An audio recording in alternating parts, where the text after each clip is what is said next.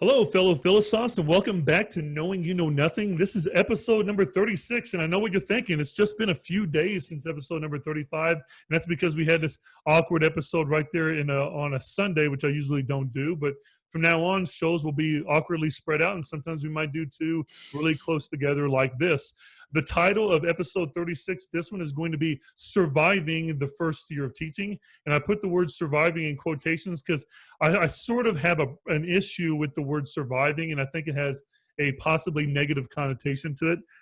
As usual, my rationale for the podcast is really just my personal journey through philosophy. I came across philosophy as a subject more about a year and a half or 2 years ago. I started using it in my history classes as a method to ask better questions, to get to know students better, to get to know staff better, to really dig deeper into topics in history. And what I found out very quickly is that students really loved it and really got attached to it. So for me, this is my chance to get re-educated again through philosophy and not have to go back to college and not have to pay all that money back again. So trying to get as many different people as I can on, whether they're philosophers or not, just to get to know more about who they are, what makes them who they are, and kind of where they're going, because I think that we can all learn from everybody.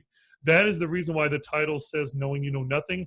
As Socrates famously said, that he was the wisest man because he knew that he knew nothing. In regards to this, it means that when you're having a conversation with someone, it's best to assume that they know more than you when you go into the conversation, because you are more than likely to listen to what they have to say more attentively and get more out of it. And I want to put that to the test tonight. A little bit of house cleaning stuff as usual. The theme song that you heard, if you're listening to the podcast when you first come in, is from a website called Ben Sound. So I appreciate them letting me download that for free and using it. The new logo, that this will be the third episode using it now, that has my ugly bald head on it with the light bulb in the background. Again, the broken light bulb symbolizes the not knowing, but the light bulb is still illuminated, which symbolizes attempted enlightenment through that whole process. And then for future episodes, just the next couple or next three, we have another philosopher spotlight interview coming up with a guy named Josh Perry, who does a podcast called Little Philosophers, which is actually him reading children's books and then doing philosophical questions with children to help get kids, like I would say even preschool or whatnot, or even younger, involved with philosophy as early as possible with different issues. And I'm really looking forward to that. My last episode was with an independent philosopher named John Altman. We are going to do part 2 of that episode. That'll be our next one, which will be a week from Sunday, which will be the 13th. And that will be discussing his philosophical background. Lastly will be our next movie topic. I'm going to move that to July now because of other situations that are going on with schedule. I'm going to have independent film critic on, Eric Harris, again, and I'll have Cody Watkins back on to join with him. We are going to do a phenomenal movie for philosophy, which is called No Country for Old Men. That'll be a great ethical discussion to get into later on. But tonight, we're going to get into something that, as many of you know that have listened to the podcast, and if this is your first time, then you should know that I am a high school teacher. I've been a high school teacher now going on 12 years, and I still feel like I'm a novice learner, and I'm picking up stuff all the time. So I decided to do something that I was been really interested in.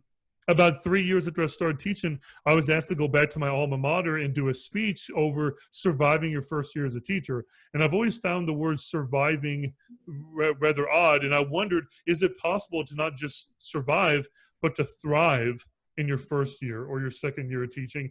Although I know that there are stumbling along the way. And that's something that I really wanted to get in this topic. So I decided to invite 4 educators. All of them are going into their third year of teaching, whether they teach preschool or whether they teach in high school. And this is going to be part 1 of 2 parts that I'm going to do. I have another 3 coming on later in July for another particular topic to cover that. So without further ado, before we jump into our first segment of the night, in which we usually, I guess to say, dissect a philosophical quote of some kind, I want to introduce our 4 guests. Let me introduce the veteran. She has been on the show quite a bit, but as requested, I think that maybe providing more of a background for her and the other guests would be more suffice for all of our listeners. So this will be her 5th episode. Her last one that we did together was over the video game The Last of Us, which I think is one of the best video games ever made for story-driven. That was episode number 30. She has been also on episode number 33, which was over the Truman Show. She has been on the philosophy of forgiveness, and her first episode, I think, was the philosophy of love. which I think was episode number 24. I'm also forgetting the one that was about knowledge and truth and ignorance. So this is actually your 6th podcast, not 5th. So Whew. Litha Shoulders. Yes. So could you explain a little bit about yourself to our guests? Sure. Well, my name is Litha. I went to college in San Diego, California. I was a pre-kindergarten teacher there for about a year, and then I moved to Washington, right outside of Seattle, and became an infant teacher at this little learning center, and then moved up to being a preschool teacher. And then I moved to Kentucky, and now I am a sub-para educator. While I have family issues, there are some things that I would like to control, and one of that is my schedule. And just in case something bad might happen. So now I work at a high school as a school district as a sub-para educator. But I really enjoy my job, and I enjoyed all my years of teaching. And of course, I'm going into my 3rd year. So, and the passion is still strong. So.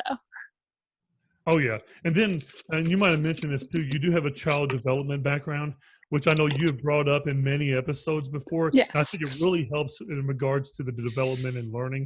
And Yes. so before I introduce our next of the 3 other guests, I do want to ask you, like, coming into this episode, I've noticed that you've actually been in 2 episodes about movies, and then you've done 3 that involve general topics. Just as just for fun, looking back, which do you prefer? Do you prefer doing like the generalized topics in philosophy, or do you actually like discussing video games or movies more? So I don't know, for some reason, every single time I come on, I end up discussing something along the lines of child development, because that was my major. I was an early child development master's teacher's major. And so every single time I come on, like, it comes up. So I actually enjoy all of them, every single one I've been on. I love the Truman Show. Like, when I watched it, I was like, oh my gosh, I love it. And then and such. And I think the reason, and then of course with your other students that I've been on with, they always question like my philosophy of teaching, because my first year I was a Reggio inspired teacher, which I'm sure we can get into later on. If you don't know what Reggio is Reggio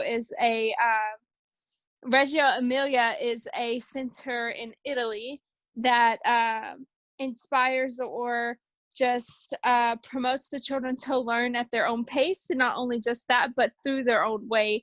They don't have a book. They literally just supply them with whatever they want. Like, if they want to go outside and run through the forest, they can do that. They have the means and the access to things like that. If they want to sit and play with Play-Doh all day, they can do that. If they want to sit and do math stuff all day, they can do that. It's really cool. If no one has really looked into them, go online. They have a couple of videos on YouTube about them. But I think that's what I like the most about doing your podcast, is that even though no matter what it is, whether it's knowledge and truth or love or whatever, the topic always goes back to child development for me, and I love it. So. Yeah, great. It's a great introduction. It seems like those kind of students too, Litha, maybe they're like ideal for when they grow up and get in a teacher's class like Thomas's class, where it's much more hands-on and that kind of building blocks of classes. That's what I like. And I like the involvement of child development in your outlook, because it's often a building block of all of us and where we come from. So no matter what topic we're doing, it's often foundational, which I like that. Yes. My next guest of our 4 tonight is Adam Wilkins. Adam, this is your first time on the podcast, as well as our last 2 guests today. So I want to ask you a couple of things, Adam. Could you tell our listeners a little bit about you as an educator? And then also, how does it feel to be on what would I think is your first podcast ever? Yeah. This is definitely a new experience for me. I mean, besides the NTI days of teaching through Zoom and that, an actual podcast is definitely a new experience. But I'm really intrigued by it, and I was glad that you sent the invite. So I'm grateful for that. Me personally, I graduated from Western Kentucky University in 2018. And so this is also my 3rd year, starting in August. And so, I don't know, it's been weird to think that I've already knocked out 2 years of teaching. I feel like they've come and gone so fast, but they've been really exciting. I also got married last summer. I'm actually, my wife and I, we're going to be celebrating our 1 year anniversary on Monday. And so, that's pretty fun to, just to think how much change has happened in the last 2-3 years. But yeah, and so it's been a wild ride since, college and on, therefrom, but it's been a good one. Well, Adam, I appreciate that. It's cool to know that this is your first, I know we've all done lots of Zoom and Google Hangouts meetings with the school stuff, but it's different when it's being recorded for a podcast and you're not really having to discuss school logistical things that you normally discuss on there. And then, Adam, I don't know what it was, but when you brought that up about where you went to college at and how long it's been, I forgot that, student teaching and observational teaching will probably come in to our discussion a little bit tonight, because I am interested to see if you could take your first year in the classroom and compare it to that semester of student teaching, what kind of things did you feel like really got you ready for it? What kind of things didn't? Because I don't know about you, but my student teaching experience was entirely different than my actual first year. And so in some ways it's good, but in some ways I was not prepared for what I really got into my first year. My next guest is somebody I've been close to for a long time. Her name is Becca Hollis, and or Rebecca Dezarn. I don't know if you probably want to go by Dezarn, right? So Rebecca Dezarn will be on the show. I think that you had your Zoom name on here. But Rebecca, I think that this is also your first podcast as well. Could you give our listeners a little bit about your educational background, what you do, and then also if this is your first podcast, how do you feel about being on your first one? So hi, my name is Rebecca, but most people in my life call me Becca. I graduated from Western Kentucky University in 2018 with my bachelor's in early childhood education. And last fall, I actually started at Eastern Kentucky University working towards my master's for early childhood education. And with early childhood education, I'm certified to work with children from ages birth to 5 years old. And I am a preschool teacher. And I'm very blessed to teach in my hometown. I was really, really happy I got the chance to come back and teach here because I am from Russellville. I teach here as well. And I'm going into my third year, and I have absolutely loved it, even with all the ups and downs and all the emotional, the roller coaster it takes you on. It's been very rewarding, and I've made not only lots of lifetime bonds with my students, but with my fellow teachers as well. We're really like a big family at my job, and that's another one of my passions is animals. It's one of my puppies right there. Awesome. I can't see her, but her name's Taco. And this is my first ever podcast. I was really excited to be asked to come on because just as a personal kind of goal for myself, I've been really trying to push myself to get out of my comfort zone and to try new things and be adventurous and learn some new things. So I was really excited to come on here and do this because it's my first time ever. So I'm really excited about it.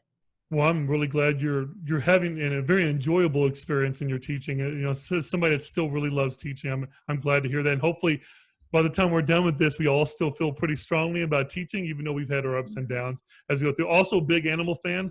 In fact, I'm dealing with a litter of cats that have made their way under my house, and now I'm trying to find a way to get them and then find new homes for them. Because, it's fun times. But I do have a giant boxer mastiff that will make an appearance sometime in the background. His name is Walter, and he'll show up sometimes. So forgive me for that as well, too. So, Becca, thanks a lot for making the show. Again, I knowing that this is kind of all one of your goals to get out of your comfort zone, I like that.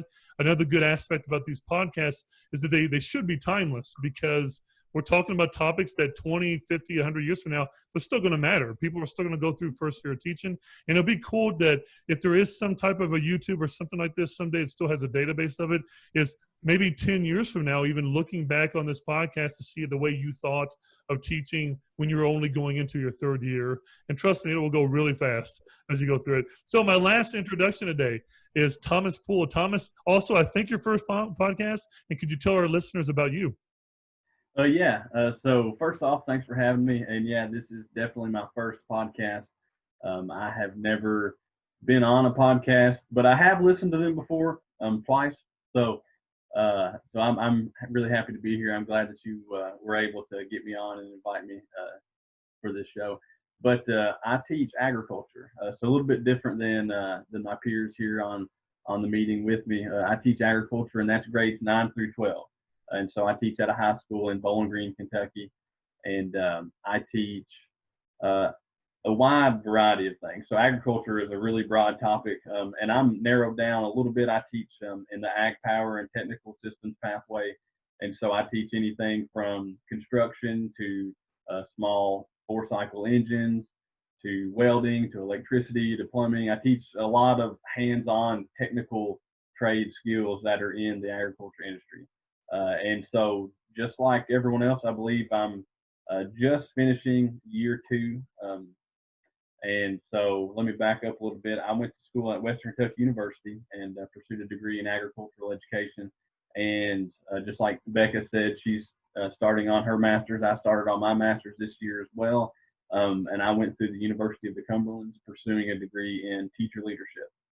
And so I believe that I've got about 3 weeks left and I'll actually be finished with my master's degree. So I started in September and I'll be done in June. And so in 10 months, I was able to get that one knocked out. So sometimes it felt like a lot, and but right now it feels really light, just like the weight is almost gone completely. And so I'm really looking forward to getting that done, just jumping over the next milestone. So, but anyway, I'll hush. Thanks for having me. I'm really glad to be here. Oh yeah, and Thomas, I said I've only seen really good things about your experiences through social media, and I like the diversity in what you teach compared to what maybe all of us teach, and I like that you have a range of 9th grade to 12. Because for you these last couple of years, I'm sure you could see that maturity gap. I know that I used to be a freshman teacher for 6 years. I've taught sophomore twice. I've taught juniors 3 times and seniors for 2 years. And there is a huge gap of maturity just go from each year. So I'm sure it's a fun evolution to kind of witness, and something that's going to be even cooler, even though it'll be further down the road. But for Litha and Becca to maybe see their former students graduate high school later, like when they're that much grown up, that's one of the coolest moments that you will get to experience, is when you see your students graduate and they can, like Becca said, you can still remember them, and hopefully they can remember things about you, the whole process, and hopefully good things to the whole process. So let's go into our first main segment. We usually will focus on some type of an article, some type of a paragraph, or at least some kind of quote. Since we had quite a few guests tonight and we have a very broad topic about your first year of teaching, I just decided to keep it small. This is going to be a very short one. I really was just looking for each of yours reaction, just your initial reaction to what the quote says, and if you agree or disagree and why. And once we do that, we'll move on to our main segment of the night, which is really what I was hoping to find out more about you guys. And did you have similar successes and similar stumbles in your first year that I had? So as far as our little bit of philosophy tonight, for all of us that are novice like myself, I decided to do a little bit of a focus on Eastern philosophy. When I first started getting into philosophy a year and a half ago, I was getting a lot of advice that one of the first books you should read, that's like the Bible of philosophy, which is Plato's Republic. And I started reading through that, reading some Socrates, some Aristotle, some Kant, some Nietzsche. And so it was all Western influence in Europe. So I was starting to get more interested in just certain Eastern ones, because I know Eastern philosophy is very important too. And I wanted to see where it correlates at and where there's similarities at. So I decided to start with Confucius. So Confucius is, for anybody that's in a novice one, is an Eastern Chinese philosopher. And he's also the founder of the school of philosophy called Confucianism. And I got the quote from an academic article that was published by Rita Mei-Ching, and it was entitled, "What Did Confucius Teach Us About the Importance of Integrating Ethics, Character, Learning, and Education?" I will link that in the podcast description and in the YouTube description, so you guys can go and read that full article if you would like to do that. So here's what I'm going to do with you guys. Litha, I'm going to start with you first, only because you're a veteran of doing the podcast, even though your face right now shows that you do not want to go first. But I'm going to have you go first because you're a little bit more used to it. And then after she goes, you guys just kind of hop in and go at your will off of this. So I'm just going to read it out loud for our listeners. I'll also put the quote in the description of the YouTube channel and on the podcast. So the quote from Confucius says, "I have never grown tired of learning, nor wearied in teaching others what I have learned." So relatively positive quote. So Litha, going to you first, do you agree or disagree with Confucius's philosophy, or just what do you think of the quote in general?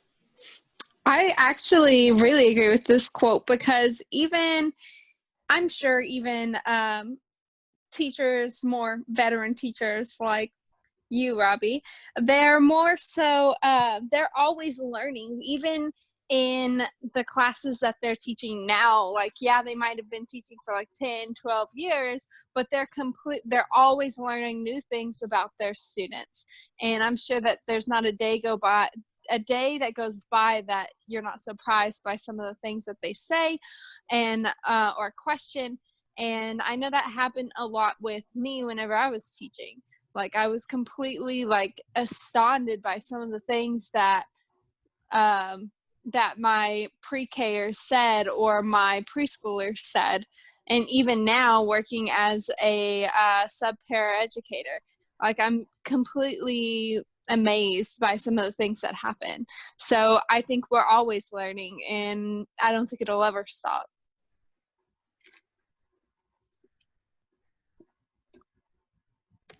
To kind of go off what Litha said, where it's never going to stop. Obviously, we all became teachers because we not only have a love for teaching, but we have a love for learning. And, you know, not even a lot, all school districts require you to get so many PD hours a school year. And so even though those are mandatory, I always really enjoy those, which is probably not, I can't say the same for everyone, probably, but I always love those because I always love to learn more, and especially how I can be a better teacher and how I can be a better teacher for my students to give them the best experience and help them the best that I can. So any learning opportunity I get, I always take it. So I definitely agree with that quote. And I think that as teachers, we will always have a love for teaching and learning for our whole entire lifetime, even after we retire.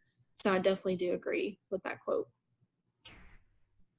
Yeah, I agree too. And I just want to say, for me, you know, and I know that everyone else agrees, but I think that the teaching never stops. You know, even when school's over, the bells ring, the students are gone, you know, the teaching really truly never stops. Even if it's from teacher to teacher, or, you know, from principal to teacher, or, you know, peer to peer, coworker to coworker, or if you're at the grocery store. I mean, the teaching just truly never stops, no matter where you're at.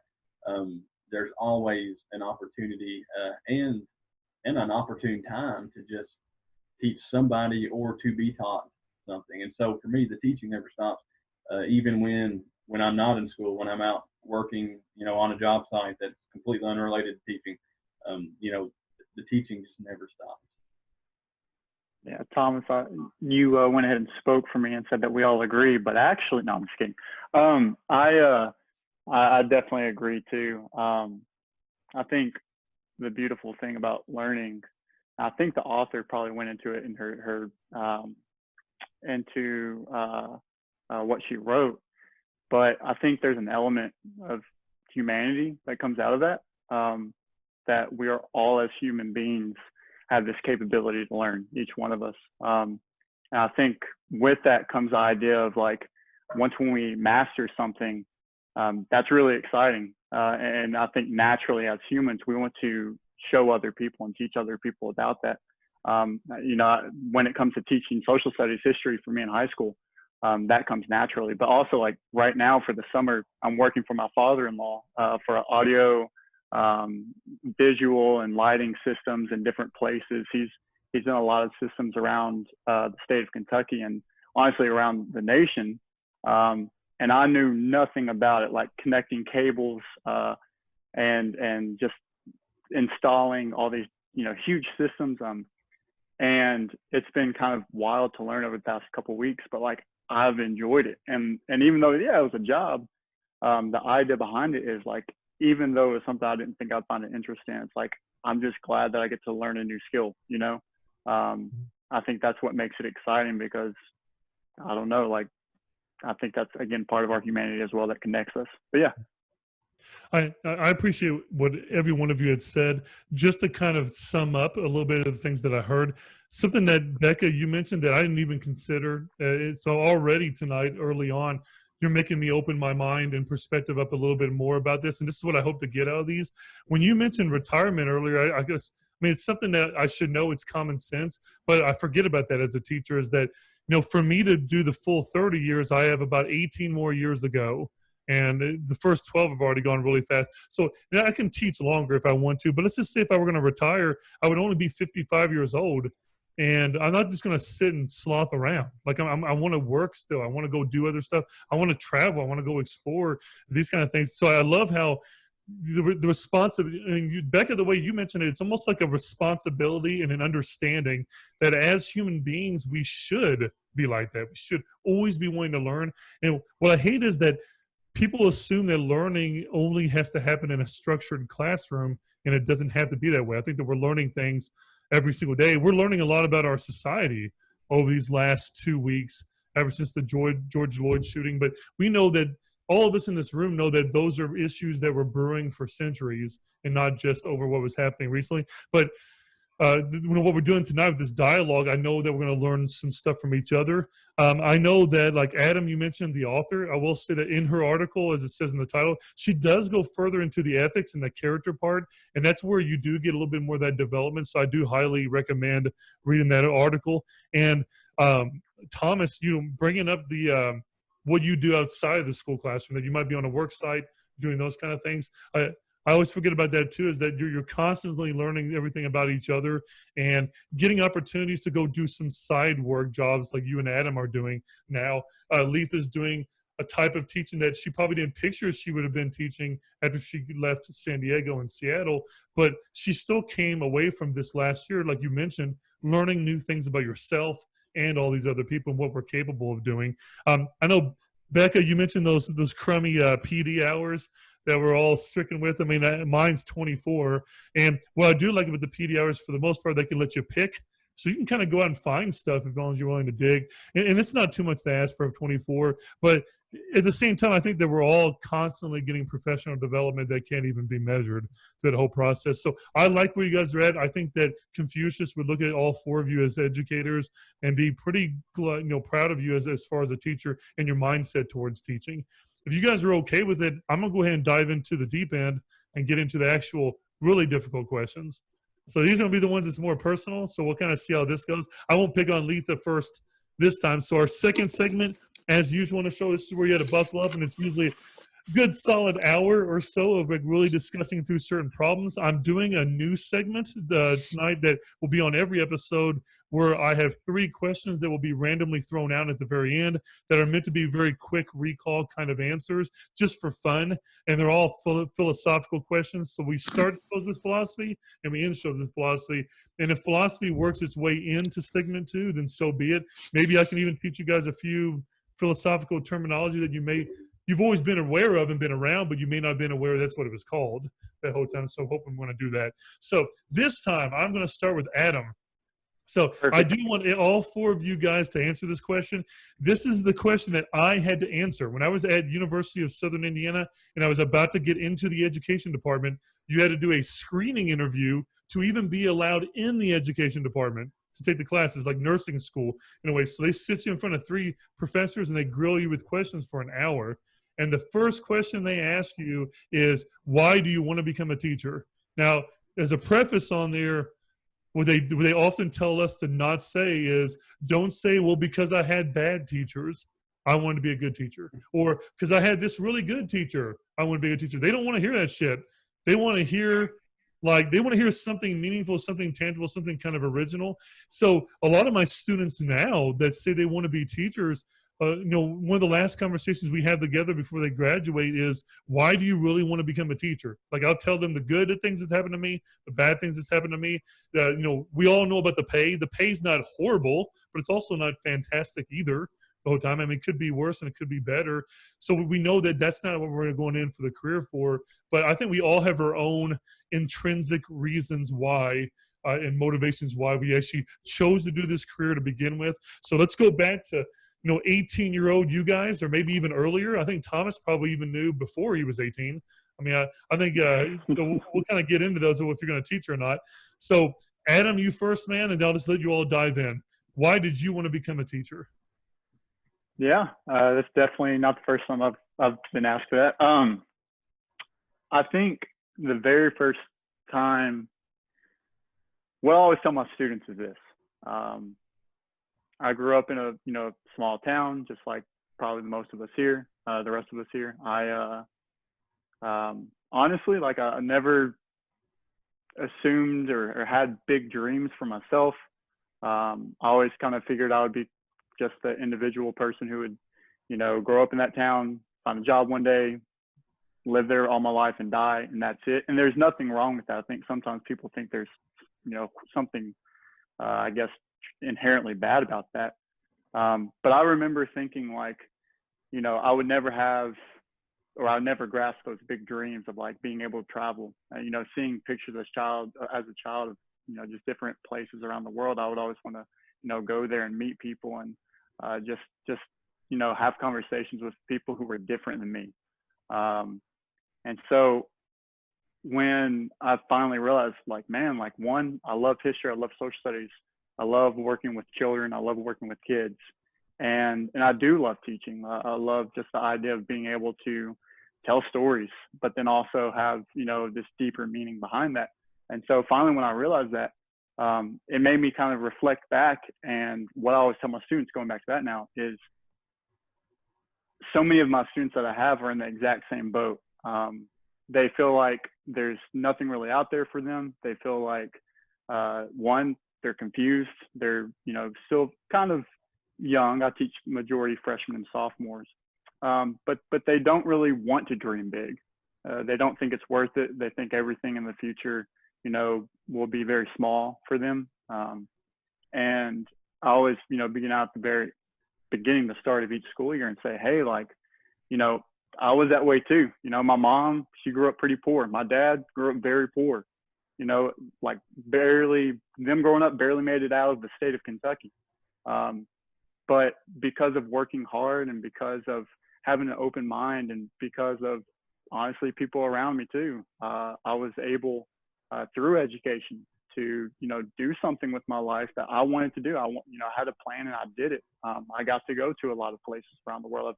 I've been able to go, to many different countries and meet a lot of different people and gain those experiences and then come back. And I think at the end of the day, I don't know if that's made me a better person, because I don't believe that, but I think it definitely has opened my mind to a lot of things. And I'm really grateful for that. And so I think, why I want to become a teacher, I want other kids to dream big and to be able to, kind of at least have a plan for their future, and to have someone at a school who says, hey, yeah, like, do that, you can do this. And I know I've had those teachers, who did that for me, and that was big, as a 15, 16-year-old kid. And so yeah, I mean, it definitely forecasted the next 8 years, 10 years of my life, and it's going to stay with me for the rest of my life.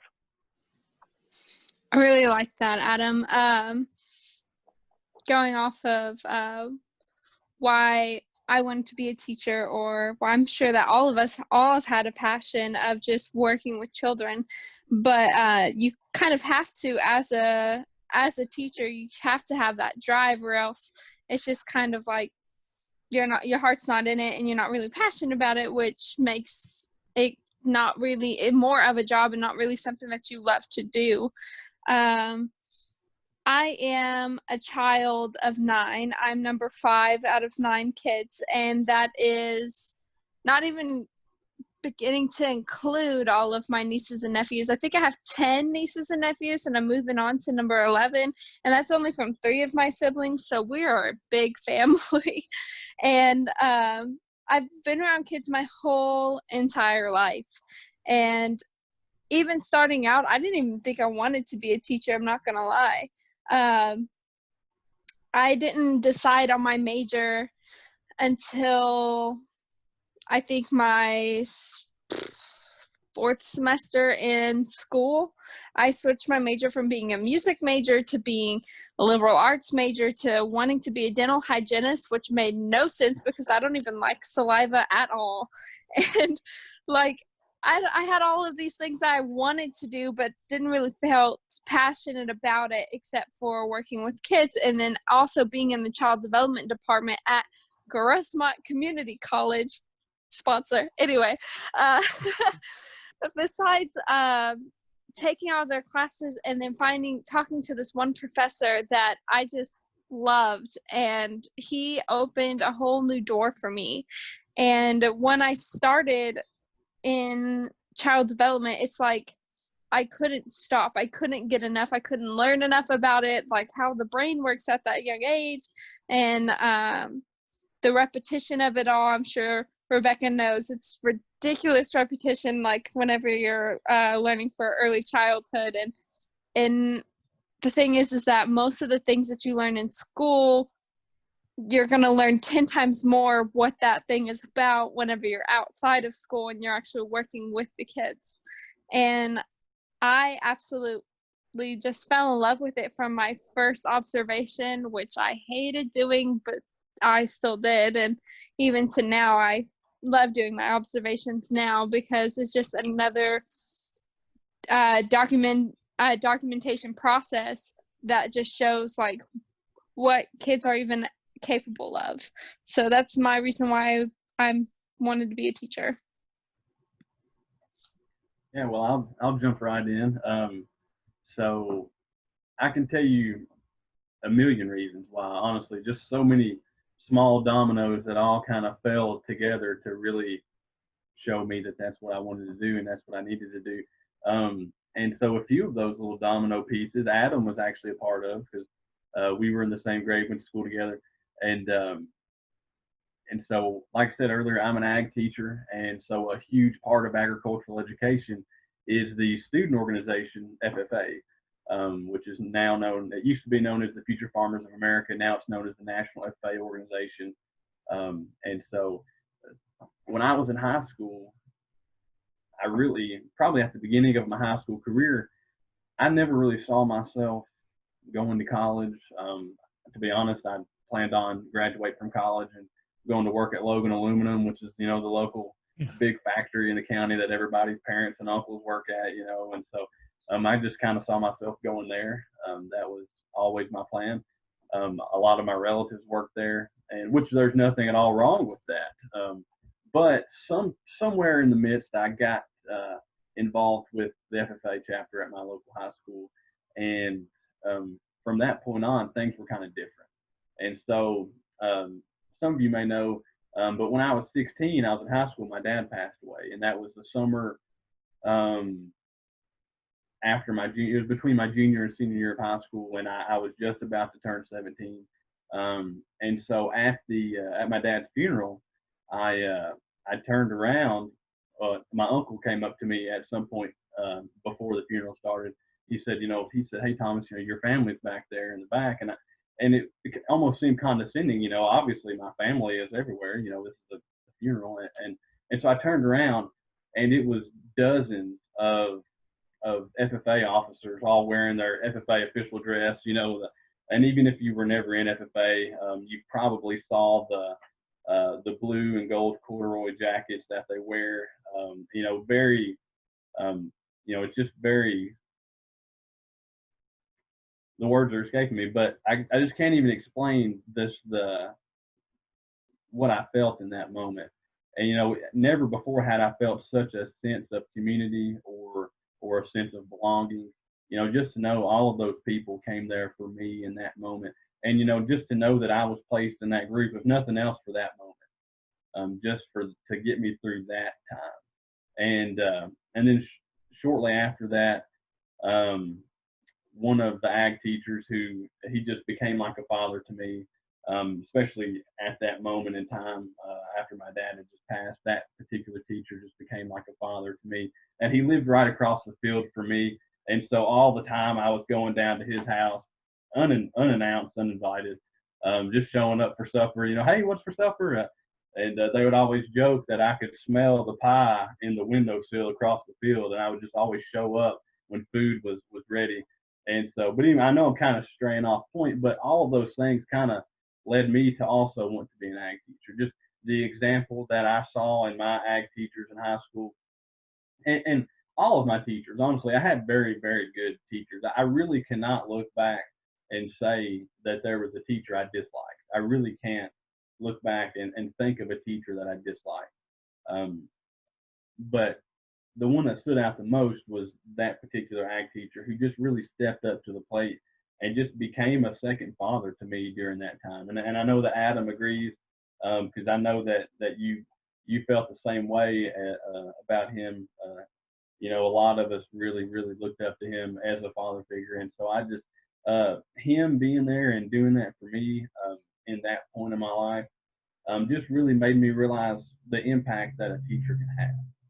You know, and I know, I mean, we could all sit here and you said we're not allowed to say we wanted to become teachers because we had really good teachers, and so that's not what I'm saying at all. But I'm saying that I wanted to be an agriculture teacher because of the impact that I saw the FFA organization could have on my life and on people like me, you know, on their lives, but also because of the impact that teacher had on my life. And so, to make a long story short, I wanted to become an ag teacher because I wanted to introduce other students to the opportunities that FFA afforded to me, and I wanted to show other students that I was a teacher, you know, that cared for them, that wanted to be there for them. Because, and really, you never know what a student has going on at home. And so there could be days when you are the only positivity that a child sees. And so just being able to be that for somebody, and that's why I wanted to be a teacher. I want to jump in real fast. I'm thankful for Thomas's experience there because a little bit before that, Thomas looked a lot different than what he looks like now. Thomas had long locks of flowing hair. He wore an AC/DC shirt every single day, I feel like. And so he hit that path, and it just, I don't know, it sent him in a different trajectory, but I don't know. I'm proud of you, Thomas. Thanks, man.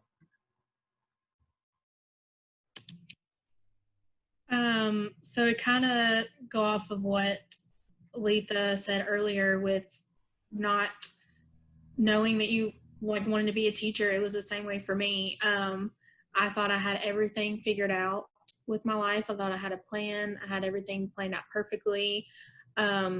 Even from a very early age, if someone asked me what I wanted to be when I grew up, I said I wanted to be a social worker. Like that was what I was going to do. I had my mindset on that. It was set in stone. And when it came time for me to start college and sign up for classes, and, you know, they ask you, what's your major? Do you know what your major is going to be? I put social work. I took 2 semesters of social work classes, like a full year. And I freaked out because I said, this is not me. This is not what I want to do. Like, this isn't the perfect fit for me like I thought it was. And you really don't know until you get to college. Some people know before they start what they want to do, and so they stick with that major and finish it. And I think that's awesome because it is possible to know what you like and what you want to do before you start. But I had the opposite experience and thought I knew, and I didn't really know until I got that chance to be in those classes. So I guess to kind of get off a little bit of track for a minute and give some advice to people that are kind of freaking out because they don't know what they want to do, or like they feel like they have to have a plan. Sometimes the best things that happen to you in life are unplanned and things that are unexpected and you didn't plan on, because this is seriously one of the best things that ever happened to me, because I was led there. I was led to being an educator and a teacher. And that was one of the best, most unexpected surprises in my life. And it completely changed the course of my life for forever. And so, yeah, I just don't freak out. Like, things will work out the way they're supposed to, and you will get there and you'll figure out what you're supposed to do, and just follow your heart and your passion always. But I remember going to talk to my advisor, and I was just crying in her office. I was like, I wasted a year on classes of money. Like, I have no idea what I want to do. And she said, what's your passion? And I said, no matter what I want to do, I want to work with kids. That's why I wanted to do social work and kind of go into like the child protective services side of it. And so I said, I want to work with children. That's like my passion. And so she said, have you ever thought about teaching? And I was like, you have no idea how many times people suggested that to me and was like, you would be a great teacher. And I was just so adamant that's not what I was going to be and what I was going to do. Like, I was like, I'm not ever going to be a teacher. And then here we are today. And then she asked me what my favorite age was. And although I love all ages of children, my favorite is definitely the preschool age, like 3 and 4. You know, I was like, I really just connect with them and bond with them in a different way than I do other ages. And so she introduced me to early childhood education. And so I switched, still not really knowing if that's what I wanted to do. From the very first day of classes, I fell in love with it, and I was like, this is where I'm supposed to be. This is what I'm supposed to be doing. And I just had that sense of knowing the whole rest of the time of school. Like, not once did I ever freak out, like, is this what I'm supposed to be doing? Because I just knew that that's where I was supposed to be. And I was very proud because early childhood's not the path that a lot of people take. Like, most of the time, it's like a lot of elementary ed. I met a lot of elementary ed students at Western. So I'm really proud of the fact that there were 4 of us, only 4 of us that day on graduation day at Western that did early childhood. And so I really bonded and became close with those other 3 girls as well. So I'm also proud of that fact, because it's a lot of people are really nervous to tackle preschool because it is hard. It's like a whole different world of teaching. So I'm really proud about that fact too.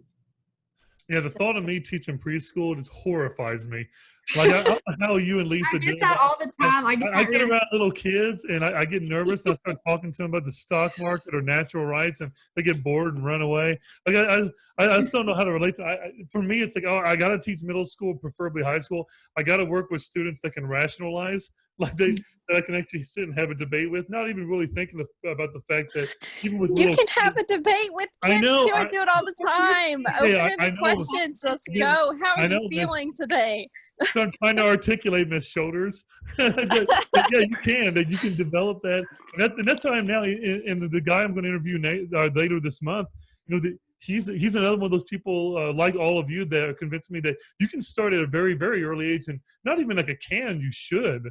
Like the act and teaching on questioning and how to actually have dialogue should start as early as you can possibly get started. But I will admit, I have all the respect in the world for both of you, because for me to imagine teaching preschool is daunting. I can even see Adam and Thomas shaking their heads like, yeah, just like whenever you're talking about how it Y'all was. are saints. Yeah. On the other end, yeah. On the other end, you guys imagine putting up with sarcastic high school kids, and Becca's probably like, I'm going to slap them. I'm going to hit them if I have to. It's one of the things that all of us can kind of relate to that. So I'm going to try something that I have not done on the show in a while. I sent you guys, I think, something around like 9 or 10 generic kind of questions that we could kind of do as a roadmap. But I've discussed this in the past before, but let's just maybe throw the whole prompt out there. And I'm pretty sure that as we go, a lot of these topics are going to come up. So I'm just going to just jump right to the title of our show. And I don't know if you guys remember at the beginning of the show, I mentioned that I feel like I kind of have a problem with the metaphysics of the word surviving, because I don't really know what that's supposed to mean. So for me, it's like, well, what the hell are you surviving? Do you mean you're surviving getting fired? Is that what it is that we're surviving from doing? If it's that simple, then so be it. That's fine. Is it possible to thrive in your first year, or do we all kind of suck in our first year, like depending on what our standards might be? So for me, I'm going to throw this at Thomas first, and then I'll let you guys all bounce around. Now, this is where we can all just kind of dive in a little bit. But if you have stories that you want to share, situations like maybe one of your hardest moments that you had to deal with your first year, maybe one of your best moments that you had to deal with. But here's what I'm going to ask you all. All 4 of you are going into your 3rd year of teaching. So the question I'm going to ask Thomas and all of you is, how did you survive your first year of teaching? And what does it mean to survive? Okay, yeah. So I think I was definitely in survival mode, especially the first semester of my first year, because it is so much different than student teaching, and even student teaching is so much different than being in college and learning how to teach. And so it's just each step along the way is so drastically different. And so I'll get to year 2 in a minute, because that one's really good. So, but so just surviving the first year, it was really tough, and I'll give you a long list of reasons why. So the job that I came into was a little bit challenging in itself, because the person that I replaced was an excellent teacher. He was great. He had been there since the school started. He was, just like a beacon in the community. And so, but unfortunately, he actually, and I student taught with this person as well. And then during my student teaching experience, he actually passed away unexpectedly. And so I kind of slid into that position. which, it's funny how things work out. Everything happens for a reason, and it's crazy to look back and think, again, just more dominoes falling to put you where you're at now. But what was really, really challenging about that, one was that I had lost a mentor, but two was that he was so great, and I was supposed to fill his shoes, and so that was really tough because the students that I had, he also had, in a lot of disciplines, you have a student once, and then you might not see that student again in the classroom. For example, if Adam is teaching, a specific social studies course at at his school, then after students take that course, they may never have to take a class with Adam again. And for me, though, people can take me multiple times because I teach like 6 different courses that are all different. So, all day long, I don't teach the same thing twice. And even, from semester to semester, I don't teach the same thing. And so, there are students that I'll have 6 different times. And so with that being said, a lot of the students that my predecessor had, I also had. And so constantly the students would say, well, that's not how Mr. So-and-so did things, or that's not how, we're used to doing things. And so it was a constant battle and it's not that I wanted to do things differently, but some of the things that he did just didn't work for me. I wasn't capable of doing that. He was a 20 something plus years of experience teacher, and I was starting at level 0. And so a huge struggle for me was just overcoming that, because it was hard because of the way that he had passed, typically, if the same guy had retired, then, you could definitely respond to the students and say, well, Mr. So-and-so isn't here anymore. I'm here now. But, I certainly couldn't say that and wouldn't say that because the situation was much different. A man had passed away. And so, I had to really be careful on how I would respond to students that would say, well, that's not how Mr. So-and-so would have done it, or you're nothing like Mr. So-and-so. And so, eventually, though, things worked itself out because that same guy always told me, he said, the kids don't care how much you know until they know how much you care. And so he also preached 3 things to me all the time. It was rigor, relevance, and relationships. And so I think once you start with the relationships, everything else falls into place. And so it did take me a whole semester to get those kids to realize that, I'm here for you, and I'm here to be, your teacher. I'm here to be your friend. I'm here to be, whatever I need to be for you, but that's why I'm here. And it took a while for them to understand that. But once they understood that, well, things were so much smoother. And so another reason that surviving the first year was so rough was because I wasn't used to being the authority in the room. Even when you're a student teacher, you still know that the guy in the corner has got your back. If something, if things start to go south, you still know you're not alone. But then once you actually step into the shoes of the official, real teacher, things are just so different because all of a sudden you are making 100% of the decisions. And I think teachers make like 900 decisions in a day.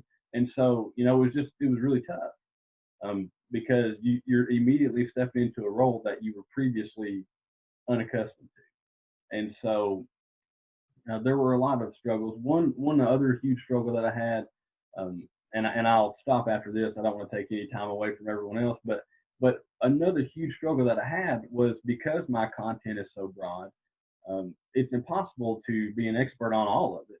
If you think about agriculture, it could be, you could be talking about photosynthesis. You could be talking about small engines and welding. You could be talking about the ruminant digestive system or food science or biology. So many different things that are unrelated, but they're all agriculture. And so I'm certified to teach them all. And so it would have been impossible to take ample amount of courses and all of those things in college. And so anyway, the most intimidating class that I had to teach was over small engines, because I never took a class in college about engines ever.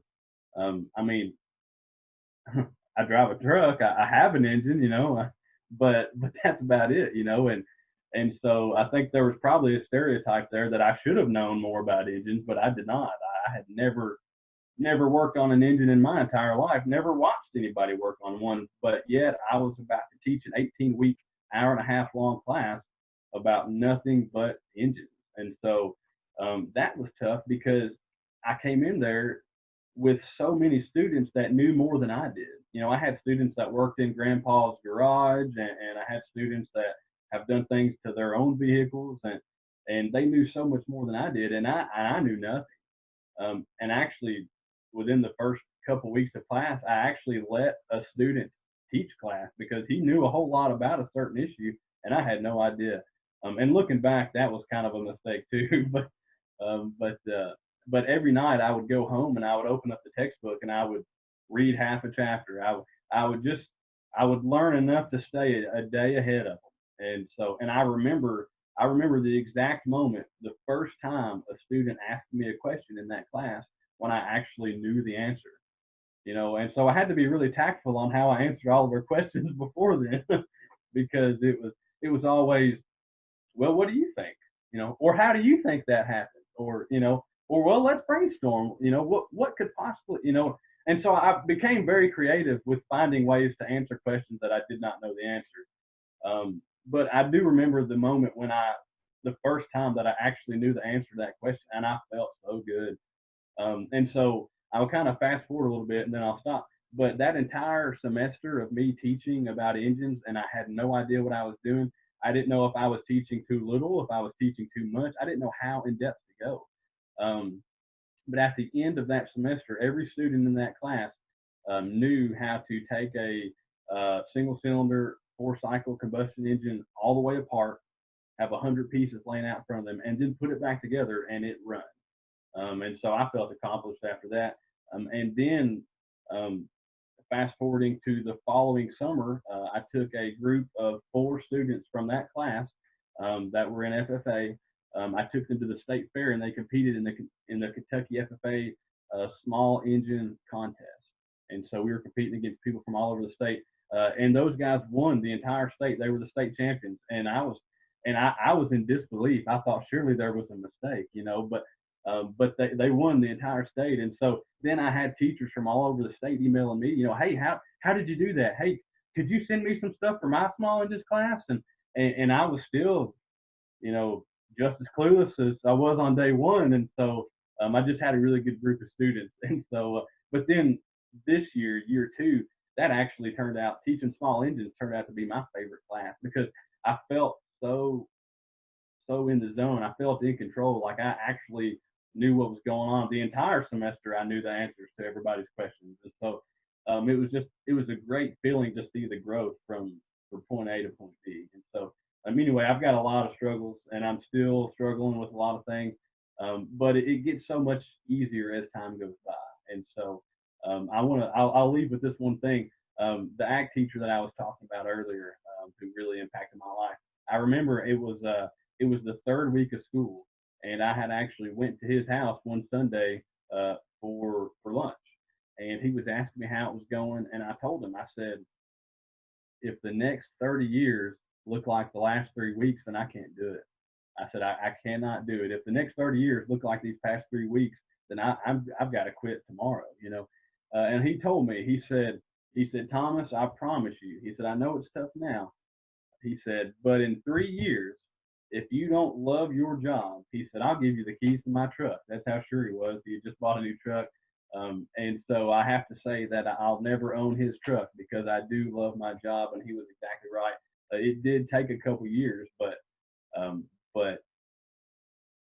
now that I'm past those couple years of sink or swim mode, I love it. And so I'm eager for the next 28. I'll just say that. So who's next? What did you guys go through, and how did you make it through? All right. So my first year of teaching, honestly, I want to say was a breeze. I want to say, but I can't exactly say that. Um, I worked, well, while in college, you heard about like the Reggio philosophy and like how it's so idolized and everyone loves the Reggio philosophy. Everybody wants to be a Reggio inspired teacher and stuff instead of teaching straight from a book. And so the first place I applied um, after getting my teaching credentials, it was this little day, not really a daycare, it was a child enrichment facility, and it was Reggio inspired, and I was like, this is perfect. And so I was like, everyone talks so much about it, um and I was like, I don't want to teach from the book. I want to teach. I've been going to school for this long. I could do this. So I started, and all I wanted was a chance. And I'm so glad that this lady from HR said, you got it, you got the job, because she loved like the interview. The interview process was great. They just sat you down and asked you a bunch of questions. Like there was one question that kind of baffled me. It was, what is an example of common sense in a classroom with working with kids who are under 8? And I was like, well, between 6 and newborns.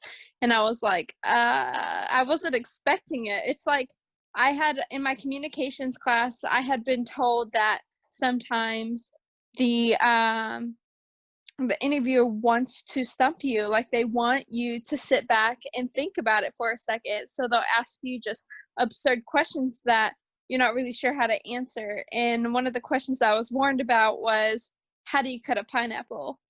And which doesn't make sense, but it's because they want you to be like, well, you core it, you peel it, or whatever, because you can cut a pineapple in many different ways. There's not one set way. So I sat back and I was like, what is an example of using common sense in a classroom? And I was like, you're going to have to give me a second because I haven't worked in a classroom yet, but I had been doing all these observations. And so I eventually came up with this, like, well, this probably wasn't the best one, but it was one that worked. And she was like, I was like, well, if I see a child in the corner kind of just like by themselves tucked away and they have like this really worried look, then I know to go up and ask them, hey, is everything okay? Or if they're holding themselves, and go up and ask them, do you need to go to the restroom? Let's go potty real fast. We could take a potty break or whatever. And she took it. And then that's how I got the job. But I actually started off as a teacher's assistant at this school, and because I wasn't really sure what I wanted to do yet, if I wanted to be in infants, toddlers, preschool, or pre-K. And so I was like, I'm just going to wing it. Like, let's just throw me into like as a teacher's assistant. And so that's what I did for like, I want to say 4 months before actually becoming a pre-K teacher and actually just falling in love with it. And I actually joined because one of the teachers were leaving. And this classroom was the, I guess, deemed as the trouble classroom. But once I got in there and started basically reformatting everything and reorganizing everything and like sitting down and having a play-by-play of like activities that we're going to do at this time, what we're going to do here, like, and such, and then coming up with these Reggio activities for these kids to actually do, that's when everything just started to click for me. And that's when the kids started loving it. And they were like, Miss Litha, I want to tell you about this. And then, so they would come and they would tell me about the greenhouse effect. I'm not kidding you. Like, you guys, when I say you can talk to like 5-year-olds, 3-year-olds in any way you want, I'm meaning like, well, I guess not in any way you want,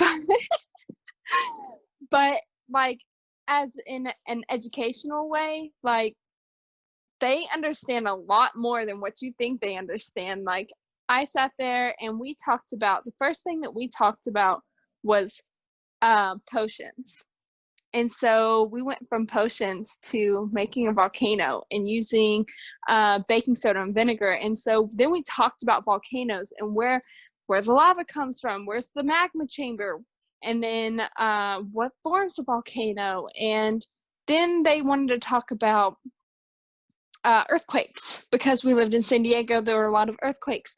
So we started talking about tectonic plates, like in the ocean. Like, I'm not kidding you. These kids were unbelievable. They sat there and hung on to every single word. And once you get one interested in something and they start asking questions, the other ones start to trickle in and follow. And so then my whole classroom was focused on tectonic plates, but still on volcanoes at the same time. So we started talking about where the magma comes from. So we were talking about the core, inner core, outer core, crust. And then we started talking about other planets, on how other planets have this. And then we started talking about the space and the sun and everything. Everything just kind of trickled into place. And when I think my, like, most, I got a video of it, obviously. I can't show it, but my most proud moment was probably from like my whole year of teaching, well, years, was this one moment whenever I'm sitting down with one of the kids and he's drawing the earth. And I'm like, what's the earth made of? And he goes, the earth is made of water and land. And then he starts telling me about like the core and everything. I'm like, oh, well, what are you drawing? Why is there white right there? Why are you using white right there, like at the top? And he goes, oh, that's the Arctic. It's farther away from the equator, which makes it cold. And I'm not kidding you. This kid's like 5 years old. And I'm like, oh, that's awesome. And he goes, yeah, the polar bears live up there. That's why I like them. And so, I don't know. That whole year was amazing for me. And I loved it so much with talking to these 5-year-olds. I taught 3.5 to 6. My youngest was 3.5 because they were more advanced, and so they put them in the pre-kindergarten classroom. And but normally it was from 4.5 to 6. And I think my most troublesome time didn't even involve the kids, not even the parents. It was more so of just butting heads with my co-teacher, and that wasn't my first year either. There was one point where I had already moved, and I kind of butt heads with my co-teacher, and I didn't even know that I was doing it at the time, because I didn't really, I guess, appreciate everything that was going on. And I was like kind of questioning everything, but I wasn't questioning in a negative way. I was trying to ask, well, where are you going to go after this? What are you going to do after this? Because as a Reggio teacher, you always have to think of, well, a Reggio inspired teacher, you always have to think of, well, how can I expand this topic? How can I go from this to this? And unfortunately, at the center, it was not a Reggio inspired center, but I was still a Reggio inspired teacher. So I tried my best to like change for the following week, where we would change completely different subjects, to kind of like flow it into it on Fridays. Fridays were my flow days, where I would change it and be like, this is what we're going to talk about next week. And instead of just jumping into something brand new all over again on Monday.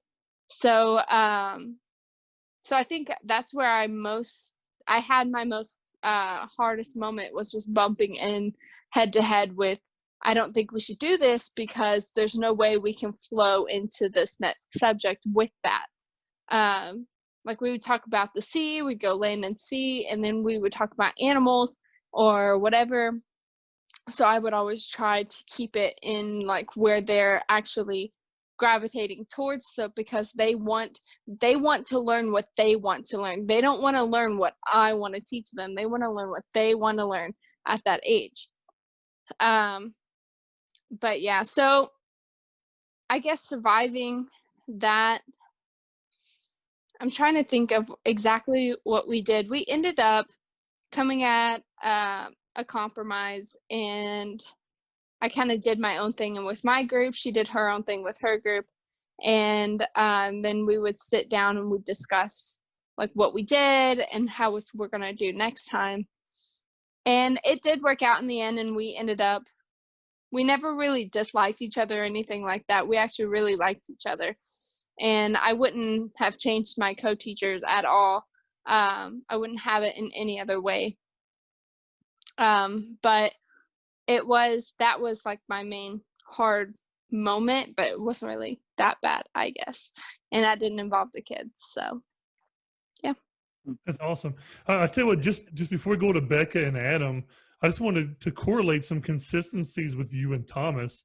And it's already kind of comforting to know that both of you, I mean, two completely different grade levels and subjects that you're teaching, but there's some similar struggles and troubles. I noticed that, not in a terrible way, neither one of you like were bashing your coworkers, but like Thomas had mentioned in his and Litha and yours there towards the end, that you're teaching philosophy though, the way you wanted to teach, it can ruffle a few feathers when you're first starting. Like, I know that for sure. I'm a very debate-based teacher, as you guys know, very like circle Socratic seminar, and most teachers do not really like that style and giving that much interdependence to the students and that much autonomy. And it's kind of cool because Thomas and Litha, I can kind of hear the evolution of your confidence getting better as the year got further into it. And I also noticed, well, Litha, the kids seem to buy into your strategy much faster, whereas in Thomas, you came from a scenario that, hell, none of us would want to go through something like that, where, I mean, who would think that the person you're going to student teach for unexpectedly passes away? And then as a first-year teacher, Thomas, I don't know how many emotional preparation classes you had in your undergrad. I had none at all, and there had some conflict resolution, and that was it. But I don't know if you were ready to deal with the grief and how every student deals with grief differently from something like that as you're trying to find the grass as a new teacher.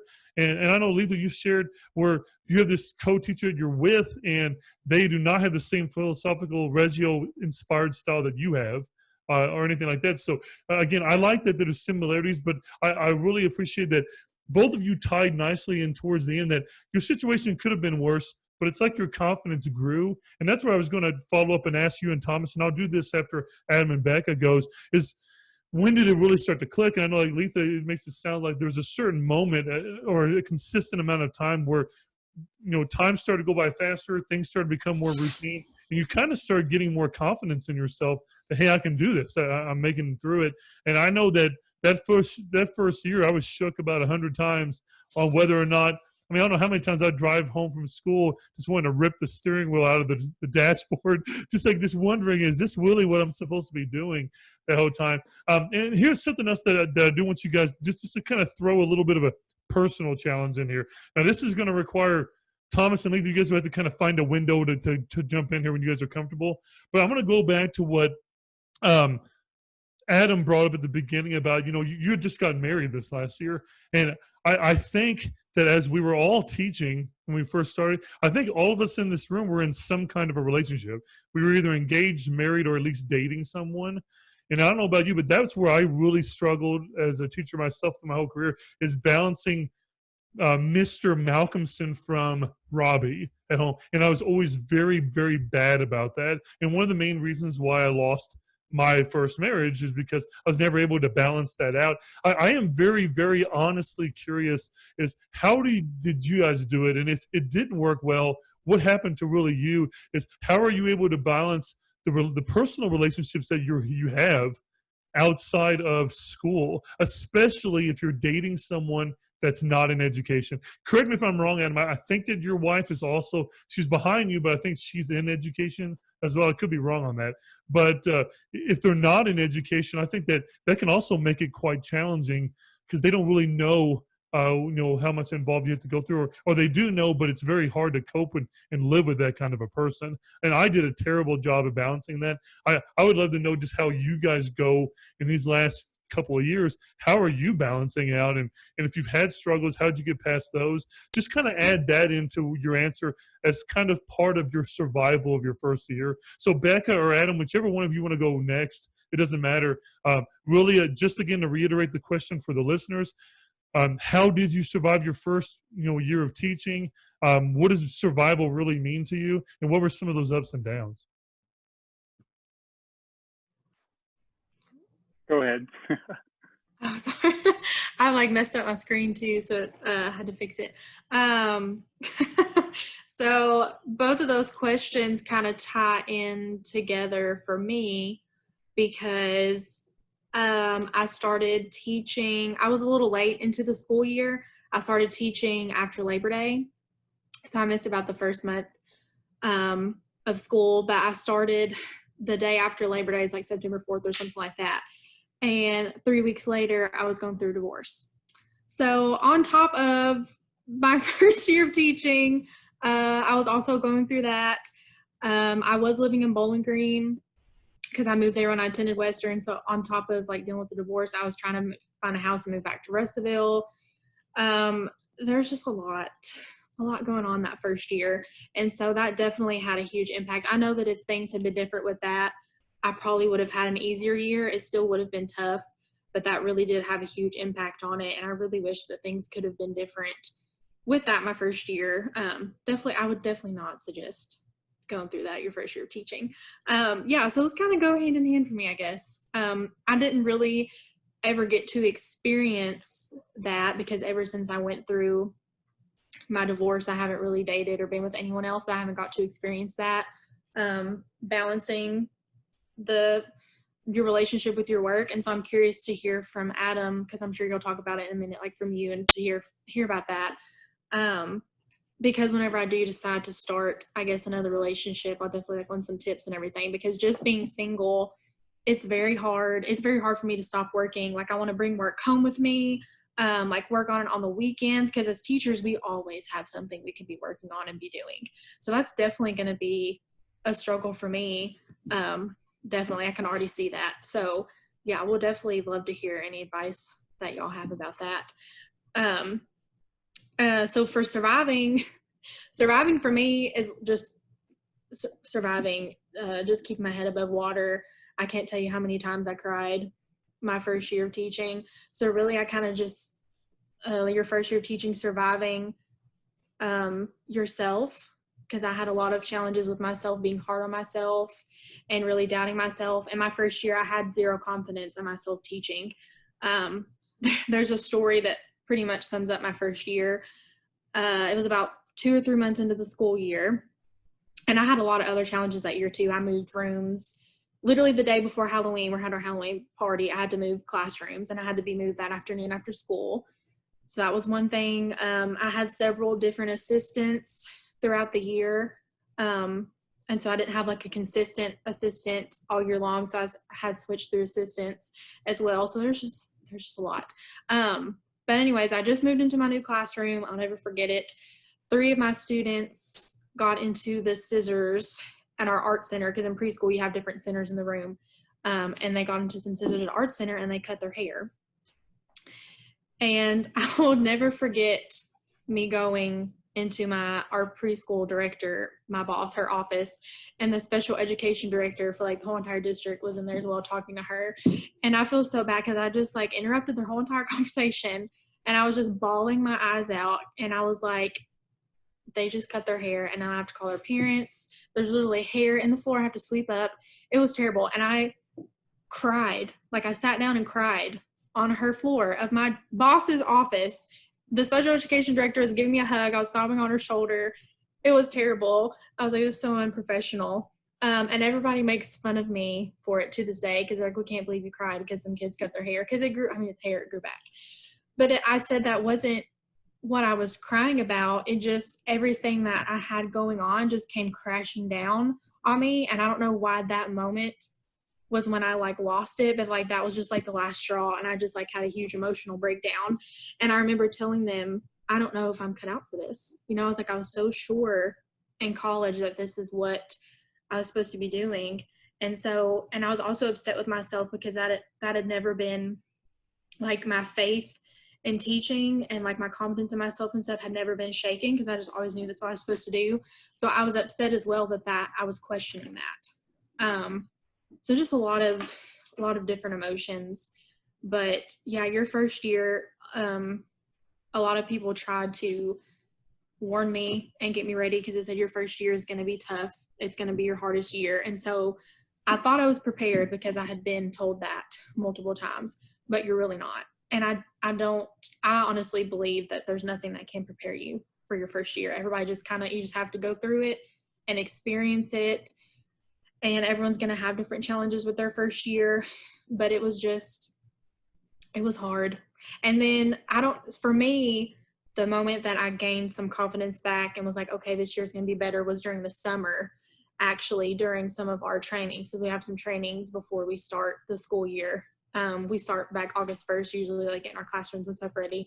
And something just clicked, and I was just like, this is going to be a better year. Like, I'm determined for it to be a better year. I had that first year under my belt, I have that experience.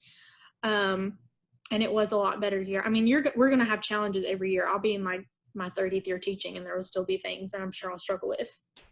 But I just told myself it can't be worse than that first year. You got it past you, so it can't be worse. You're going to be fine. And I definitely would not have survived without the people that I worked with. And so that's also some advice that I'm going to give out to people that are entering their first year of teaching. Become close with your fellow teachers, because not only is it going to help you become a better teacher, because you're all going to be close. And we have planning days once a week on Thursdays where we all come together and plan. And so that not only is it going to help you with that, because we're all giving each other advice, and we were all comparing how we taught the lessons with each other and learning from that. So not only is it going to help with that, and it's going to make your teaching better, but they're going to give you advice and be there for you, and be there for you when you're crying. I can't tell you how many times they would just come into my room after school to check on me and give me a hug, bring me candy, like whatever. And so definitely become close with your work family, and we really are like a family there. I would not have survived without them, without my assistant.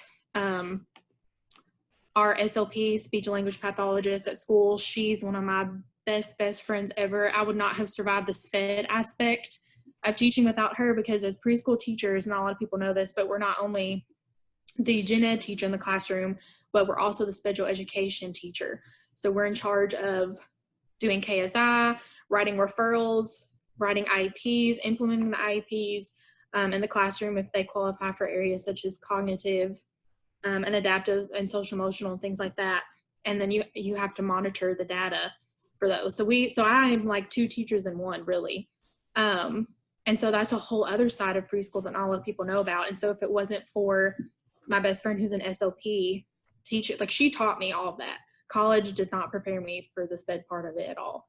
So if it wasn't for her, I would not have survived. So it was just a lot of things, and one that helped me survive. And self-care, take breaks as much as you don't want to, because it's hard for me to stop and put the work down. Take care of yourself, take those breaks, get outside, bubble bath, read, like whatever you want to do. For me, it's my animals too, like taking them for walks, spending time with them. So definitely that's something to do too for your first year, is just make sure you take care of yourself or you're going to get burnt out.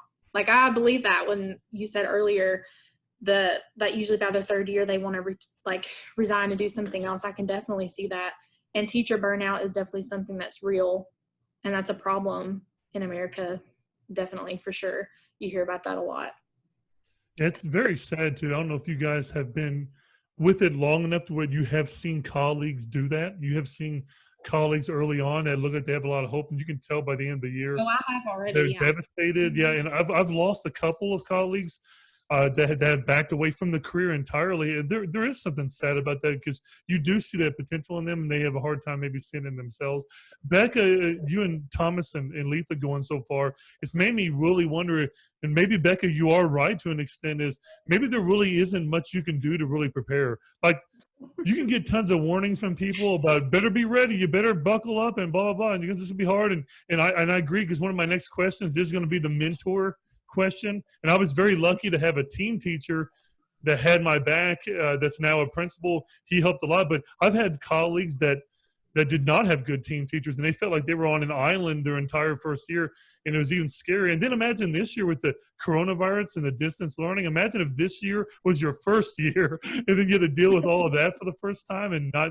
I mean, and so one thing that I wasn't ready for was the I guess you can say the administrative part of teaching, like the amount of paperwork and documentation and logistical things that you have to do that there's just no way your undergrad could really get you ready. You do plenty of lesson plans and that crap, but it's nothing like get financial compensation for their school fees, and then get this documented here. And every time you talk to a kid here or have any conference, document, everything's about that, and everything's hovered over you. And you're not really used to bulldozer parents or helicopter parents or non-existent parents.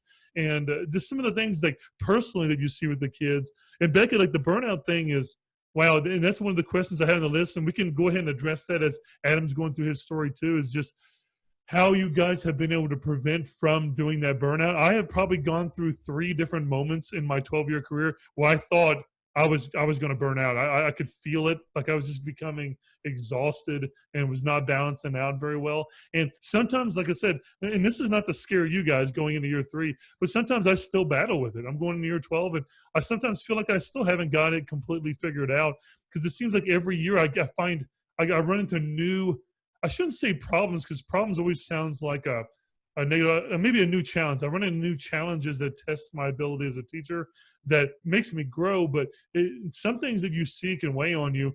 Before you go, Adam, just one other quick thing for me, and I won't go too far into it on a personal way.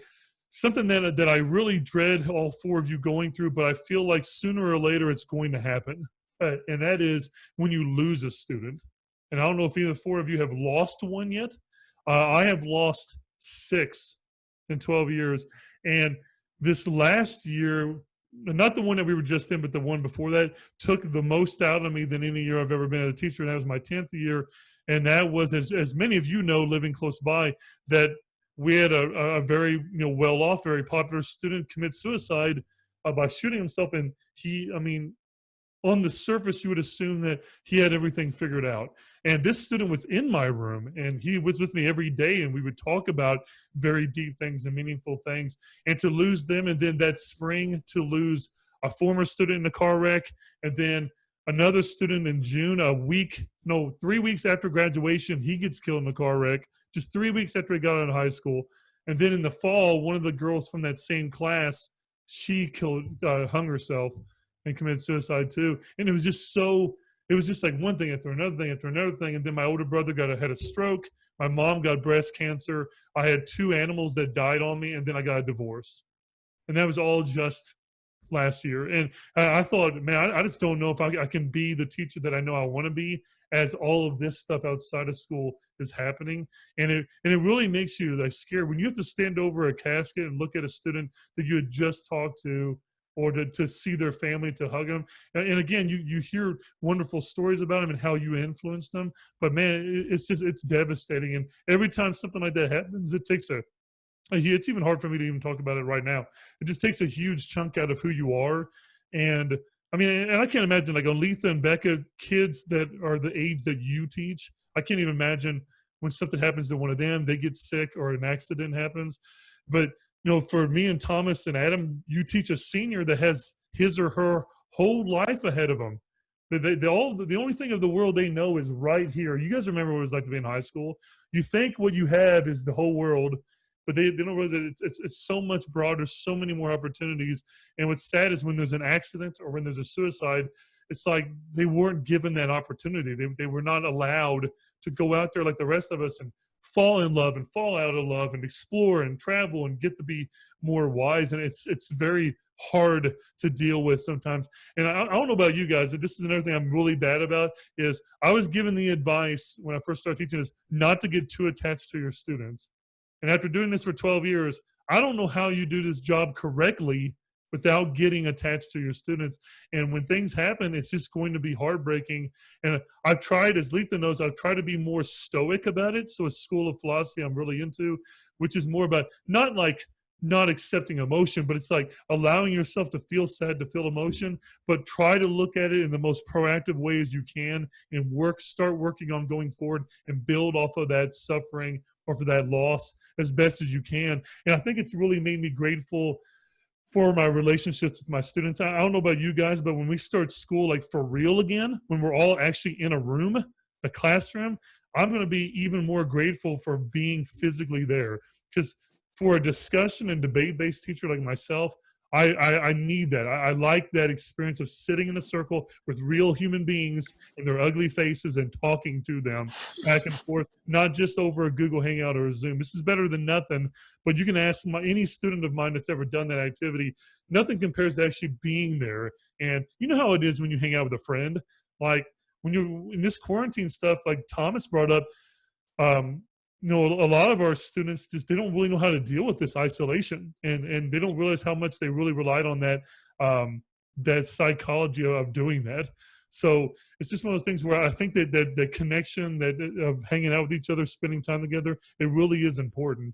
And that's just something I wanted to add in there. Sorry, Adam, that I took a little bit of your floor from you on there, but that's just kind of like a little bit of an idea of what kind of I've gone through in the last 12 years. That's been some ups and downs. So Adam, same thing to you again. How did you survive? What does survival mean to you?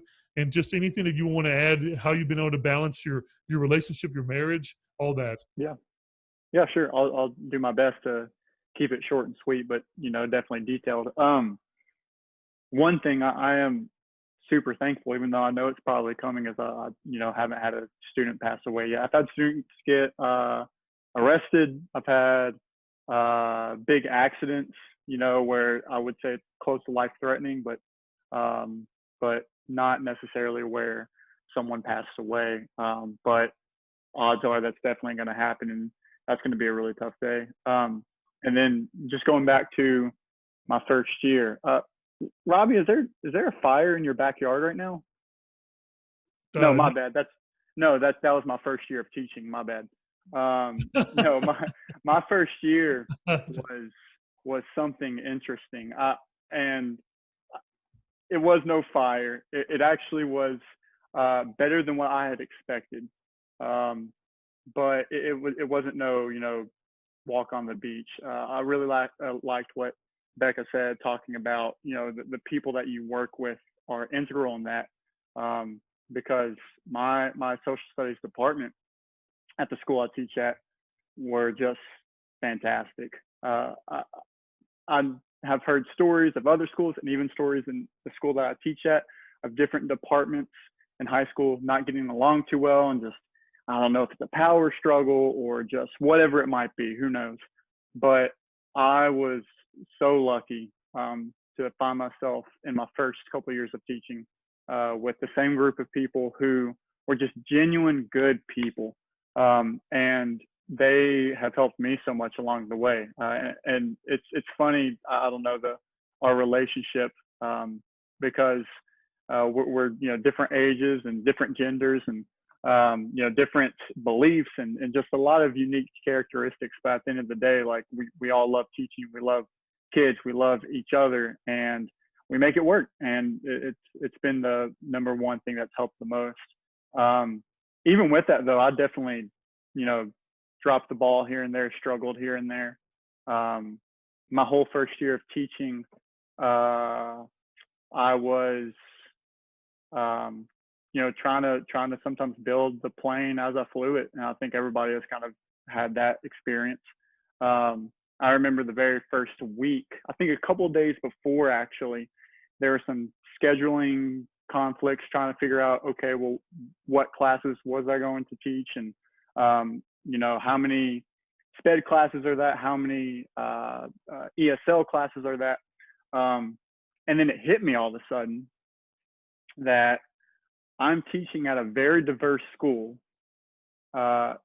with kids from just different corners of the world, who speak a lot of different languages, some who barely speak any English at all, which is very different than the high school that I was a part of. And it hit me, holy cow, like I'm going to be teaching some of those kids. And I have never had any experience in ESL classes at all. Zero.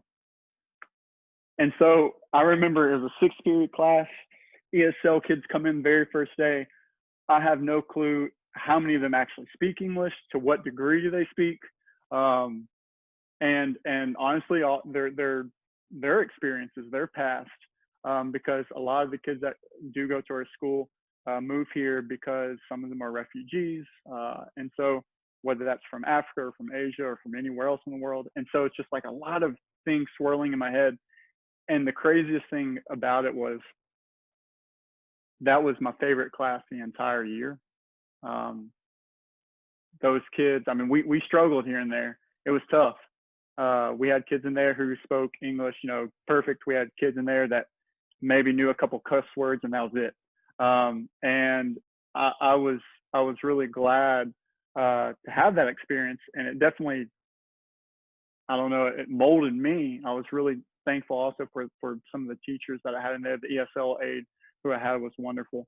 But overall, I mean, just those first couple of weeks of finally standing in your classroom and saying, what I decide to do today, that's what we're going to do. You don't really get that in student teaching. You don't get that full autonomy. And so just getting used to that was really tough for me. And then also at the same time, I was engaged for most of my first year of teaching. I got married at the end of that summer, and trying to, I guess, juggle all of those things with family and trying to, help plan a wedding. I say plan a wedding, but my wife basically did that. But just basically figuring all that out and figuring out, life after college. I mean, that's a pretty big transition. It was hard. Same thing as a lot of you have been saying. I remember spending a lot of nights, just exhausted. I would have teachers, one really solid teacher I have in my department, his name's Michael. He would tell me a couple different times every couple of weeks. He'd say, "Hey," he's like, "don't take it home. He's like, just work a little bit, get what you have to get done here, and then go home and then enjoy it, whatever you have there. But," he said, "don't do it or you'll be gone next year." And I was really thankful for that, because I would say most nights that's what I did. Now, some nights I still had to work at home just because I think that's almost part of the job. But it really did help. It helped my relationship with my wife. I was also extremely thankful that she was very understanding of my position. And you're right, Robbie, she is also a speech therapist, so speech language pathology. She's finishing up grad school right now. She probably won't go into the education field. Right now, she's working at a hospital for an internship, but who knows, that could change. So one day she may be able to, but I'm really extremely thankful because she has had experience in schools. And so she understands at least a small, smidgen of what it's like to be a teacher. And I think that definitely helps, mold our relationship, and that understanding, especially during the times where it's like, "Hey, I can't hang out right now because I have to get this done." And I mean, she's also pretty open with me too. I think sometimes whenever I would come, this is after we were married during my second year, whenever I would come home, and sometimes I feel like I don't like talking about things like directly. Sometimes I just need to chill and just, I guess, decompress. And sometimes, I think one important thing is I have to realize that she had a day too, so once when I do want to talk about stuff, I think I can be internally selfish. And then it's like, okay, blah, blah, blah, blah, blah. And at the very end of me talking for who knows how long, okay, tell me about your day, And so just trying to focus on her more too. And she's been great too, because she wants to know. She knows sometimes the kids just as much as I do. I have also coached tennis for a couple of years, and she always comes to the matches. She is like the team mom, and she gets to know a lot of the female students probably more than I do. And so she gets very involved as well. But I don't know. She's definitely a champ, and so hats off to her. I'm really thankful for her. Just the last little tidbit. Surviving, I think, definitely is a strong word. I think it does have a negative connotation to it.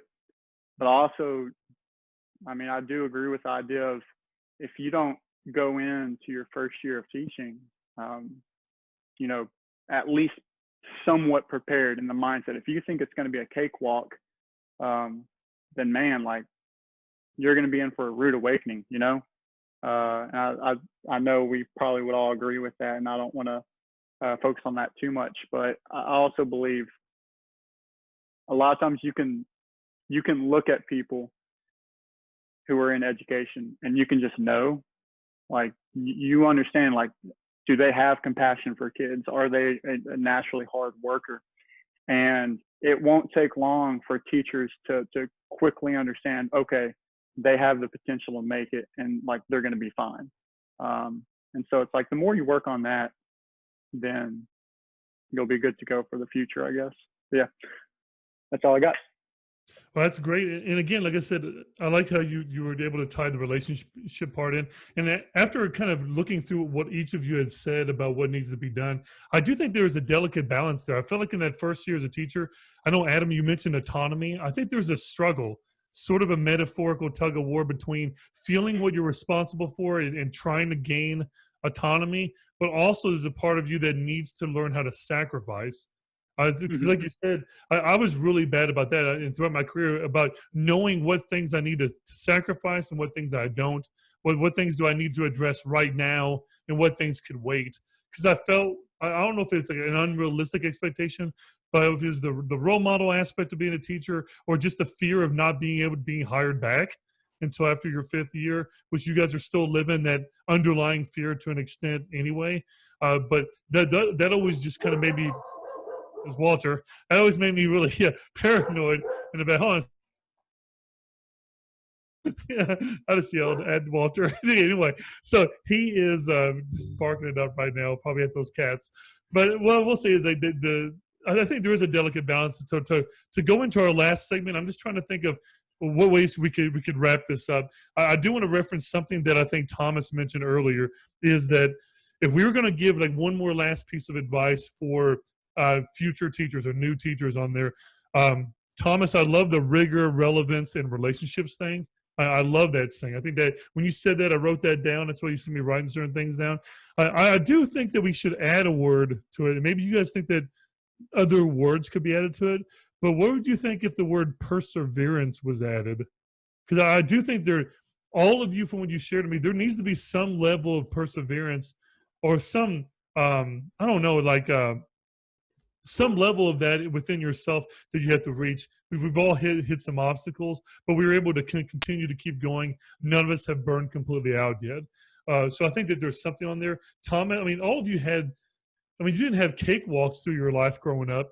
I mean, do you think that and here we go with child development, do you think that the way someone is raised, do you think that what people have gone through as they go through high school and through college, like in college, if you have to pay for your own bills, you have to be very independent and interdependent, and you're very responsible, or are you going to be more statistically likely to make it than somebody that has a silver spoon jammed up their rear end or hardly has any suffering or any real struggle? Let's just say that a lot of it has been relatively easy to them. They may come in, like Adam says, a little bit more overconfident, a little bit more naive about what kind of work really goes into it. And like you said, Adam, I think sometimes you can really tell. Sometimes you can tell the teachers that truly care about getting a realistic, tangible, or valuable relationship with the students. So I do think that perseverance needs to be added. I just want to know, do you guys agree with that? And then do you think that anything else should be added to that philosophy as far as rigor, relevance, relationships, and to be able to persevere? Is there anything else? Yeah, I'll jump in on that. So like I said earlier, the teacher that I student taught under, he's the one that taught me about the 3 R's. And so he had like 20 different student teachers in his career, and every one of them he preached about the 3 R's: rigor, relevance, and relationships. And so he would always say, with rigor, you've got to work hard, and you've got to make sure the students know that you work hard on their behalf. The students need to know that you're working for them, you're fighting for them, you're there for them. And in order to be a successful ag teacher or any teacher, you've got to work hard. Obviously, I mean, you can't simply float through the year as a school teacher. I mean, you've got to put a lot of hard work into especially at the beginning when you're probably creating most things from scratch and pulling your hair out, trying to plan and just to organize, what even should I teach in this class, in what ways should I meet these standards? And so rigor was the first one. Then relevance was the next one, because with agriculture, it's a lot easier to show the students how these things will relate to their real life. When I'm teaching about electricity, well, almost every one of those students are going to be a homeowner someday. And what if they need to hire an electrician, or maybe they could do this job on their own and save some money? And so with ag, it's really easy to show relevance. And I mean, every subject can obviously show how things are relevant, but with ag, it's just so much easier to show that, because most of the time the kids that are asking, when am I ever going to use this? Well, they're probably the ones that are going to use the stuff that I'm teaching. So relevance for me is really easy to show. And so if you want your students to work hard for you and to respect you and to really eat up what you're teaching, you've got to get some buy-in. And so the relevance helps there. And then the relationship part, like I said earlier, that I got from the same guy. He said the kids don't care how much you know until they know how much you care. And so, I don't try to, I don't claim to be a very smart person, but I think that my students are much more inclined to hear what I have to say, because I've showed that I care for them, regardless of like the diploma frames that are hanging above my desk. They don't care how smart I am, but they care about whether or not I care for them. And so those were kind of the basis behind the 3 R's. And as far as perseverance goes, yeah, I think without perseverance, I don't think that any of the other 3 are possible. It would be very easy to give up, when you're trying to show that rigor and work hard. It'd be very easy to give up, because we all have lives going on. We all have different events taking place, and we have that significant other that's wondering, when are we coming home, or when are we going to close the laptop? And then, without perseverance, I don't think that you can exhaust yourself trying to show the relevance.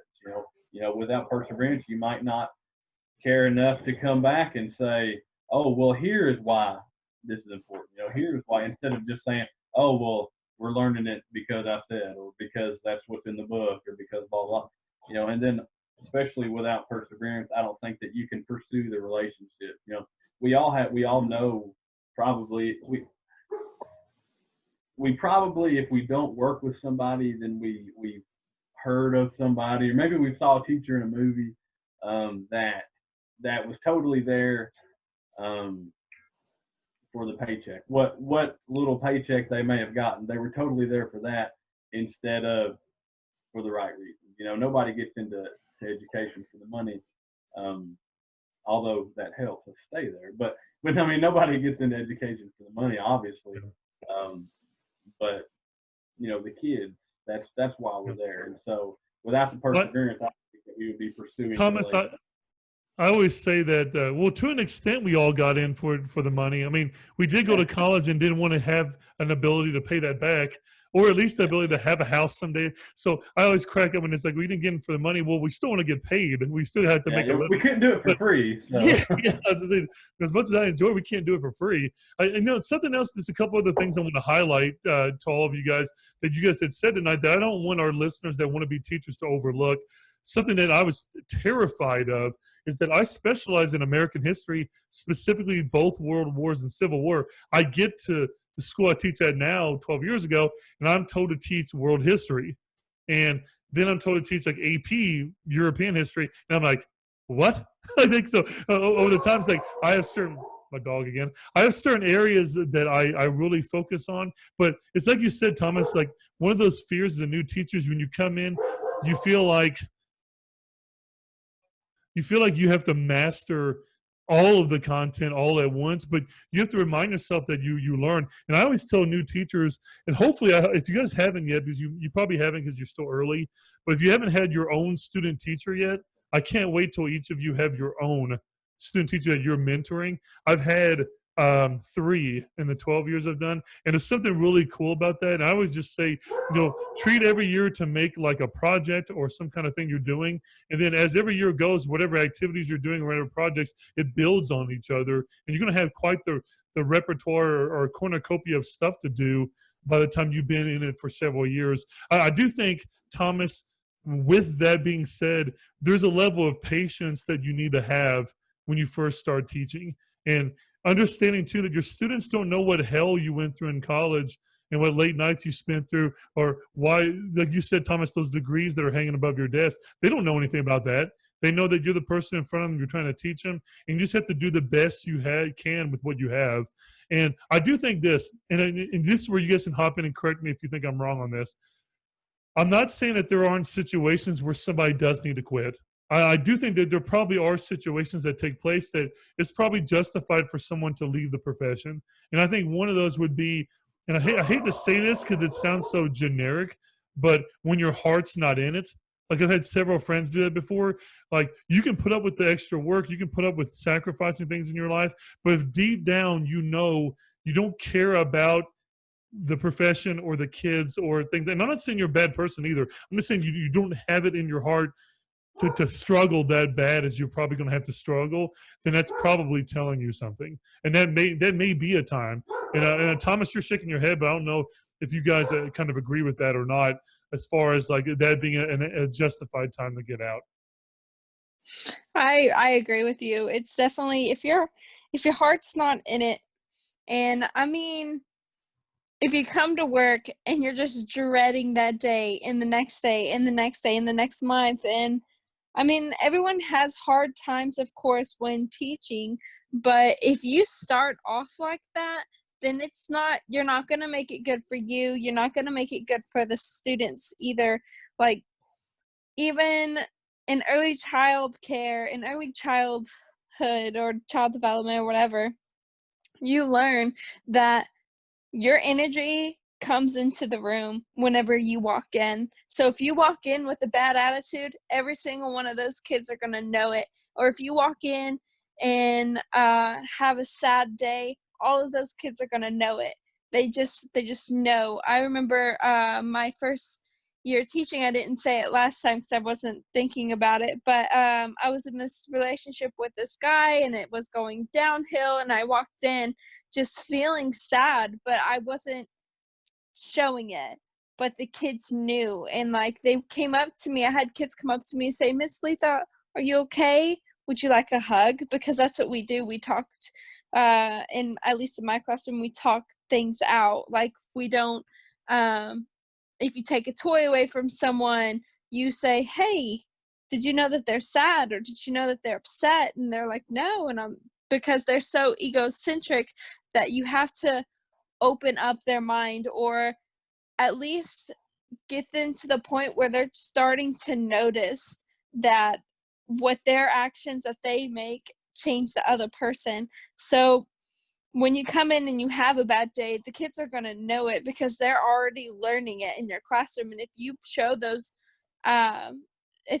those emotions, and which you every right you should show those emotions to an extent, but just so that it can just be another learning experience for the child to know that everyone has bad days, even the teacher, or everyone has those days, even the teacher. But if you're having them all the time to the point where like you don't think you're coming out of it and you're just lost your passion or your drive to teach, then I think that that's a good time to stop and maybe look into doing something else, or even furthering your education and going in somewhere else. Like maybe you want to go do work in the office or whatever for a little while. Maybe you do like still being there with the kids, but you just don't like being in that classroom setting.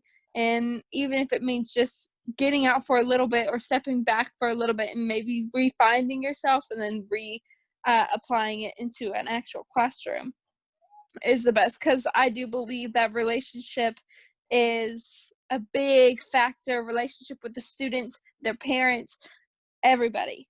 Because that's when the kid goes home, they go home to their parents. They go home to to their house, and because you don't have them all the time. And so their main focus isn't always on you and isn't always on their friends. It's what's mom doing, what's dad doing, especially like with early child care. So you want to have that good relationship with their parents, so it sets another foundation. But anyway, so yeah, that's all I wanted to say about that. Yeah. I'll add real fast. Robbie, you asked if we could add another word. And it's, they're all kind of complementary of each other, I guess. But I don't know. I just always thought you have to be real. And I know that sounds very hip of me to say, but no, I mean, it's like the relationships, I feel like many teachers push that as the number one thing. Thomas has been saying that, Litha, you've been saying that, Becky, you've been saying that. And it's like, I think you can't really even form a relationship with a student if they don't even have a glimpse of who you really are, And I'm not saying like you have to, display every bit of your personal life to them. I think there's certainly a limit that you need to have there, because there's a lot of teachers that get in trouble for obviously not, being careful of that. But I mean, just when you're absolutely authentic with kids and intentional with them, they pick up on that. And even when you don't, even when you say things like, hey, I may not understand what it's like to be this or that, or to have a sibling that's in prison, or I don't know what it's like to be an immigrant from or a refugee from Burma, right? But I know what it's like to feel pain. I know what it's like to have the odds somewhat stacked against me. I know what it's like, this or that. And when kids hear those things, man, it changes everything. And then next thing you know, hey, like they start paying attention a little bit more in class. And I know that's a little bit different from, I guess the maturity level of students. High school students definitely pick up on that a lot, but I'm sure, whatever age group definitely can get that too. Whoever wants to add, go ahead.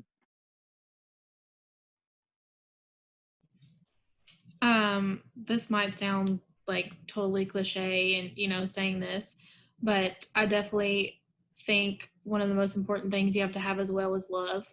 You have to love your students, like truly love them. And that's also something that I struggled with in my first year. I've gotten a lot better with it now. I know you kind of touched on it a little bit earlier, Robbie, about the authority side of it and having to find that good balance. And that was a struggle for me, kind of being like motherly with my children, and more of that than being like the teacher. But it's just so hard, because I do think you need to find that balance between loving them and caring for them and being like that teacher side of it as well. But it's just so important to love your students and care for them. And young children definitely do pick up, like Litha was talking about, on your emotions and how you're feeling. And they pick up on if you're not being honest with them, if you're not being real with them, and if you're being short with them and being hard on them, they really take that to heart, and it's really hard on them. So I definitely think if you're going to be a teacher, like, don't get into teaching if you don't have a love for it, and then are able to have that love with your students and for your students. Because I honestly, my personal belief and my teaching philosophy is my students are not going to be able to learn and do their best if I do not help them with their their emotional needs first. Kind of going into like Maslow's theory, that before you can go up to those higher levels of the pyramid, your basic needs and stuff have to be met first. I 100% believe that. And so not only do I make sure that I'm teaching my kids what they need to know with like the education aspect of it, but one thing I also focus on is like my classroom environment, that it's clean, it's a safe place for my students, that when they walk into the classroom, they know that they're going to have a great day. It's a loving environment. They can be safe there. It's like a positive environment. That's something that I really focus on as well. You really have to have that and focus on that teaching as well. I love my students like they're my own. they really do become like your kids. And me and my parents will talk about that. Because also, a fun fact for preschool, you have to do 2 home visits a year. So I do home visits once in the fall and once in the spring. And we have, like, that's mandatory from the state. And so I've always had that conversation with them at home, and they'll say, you know, you're like their teacher, like their school parent. And it really does feel like that. I really do feel like I'm a mom of 20 kids sometimes. So yeah, I think love is definitely another big part of it as well. So I think real quick, one other word that I would add would be you have to be reflective, I think, because I know that year 2 would not have been easier than year 1 if I hadn't sat and just thought to myself, okay, what went wrong today? What went good today? You know, how could I have handled that differently? You know, what would I have done differently? You know, how am I going to move forward? And so I think just being reflective, just to be a reflective practitioner of what we do. And so just having a growth mindset, I think that goes a long way. One thing that I started doing the second semester of my first year was every day at the end of the day, you know, I would keep a journal. I would keep a journal of what did I do in this class. You know, I mean, not like, you know, oh, I called on John, like not that, but you know, the first 5 minutes, here was the bell ringer that I did the first 5 minutes today. You know, we discussed it for 5 minutes. I showed a video on so-and-so website, and then I asked for questions. I mean, I literally wrote to the letter, like, what did I do in class each day? And then I would either highlight it with yellow or with blue. And, you know, if I highlight it with yellow, like, I want to do that again, you know, or to some degree. If I highlighted it with blue, I want to change that before next time, you know. And so it was hard because, you know, like, I might teach a class, the same class once a year, and I won't teach it again until next fall. And so, like, if I was teaching, you know, like Algebra 1 7 times a day, well, I would hope by the end of the year I would have a pretty good grasp on Algebra 1. But, you know, which, I mean, I've never been there, so I can't really talk to that. But that's just me envisioning it. But with me teaching a different class every block, every semester, it'll take me a few years to get good at a specific class because, you know, I've only taught that class 3 times, you know. And so, but the more and more that I teach a class, I realize the better I'm becoming at it, because things that I never would have thought could go wrong would go wrong. And, you know, it would be an easy fix. You know, it could be something as simple as adding one more direction at the end of the instructions. I mean, but just, you know, having that experience to do better next time. And so I think reflective is a word that we could add. I think a reflective part is really good. Man, all of you added so many good words to this.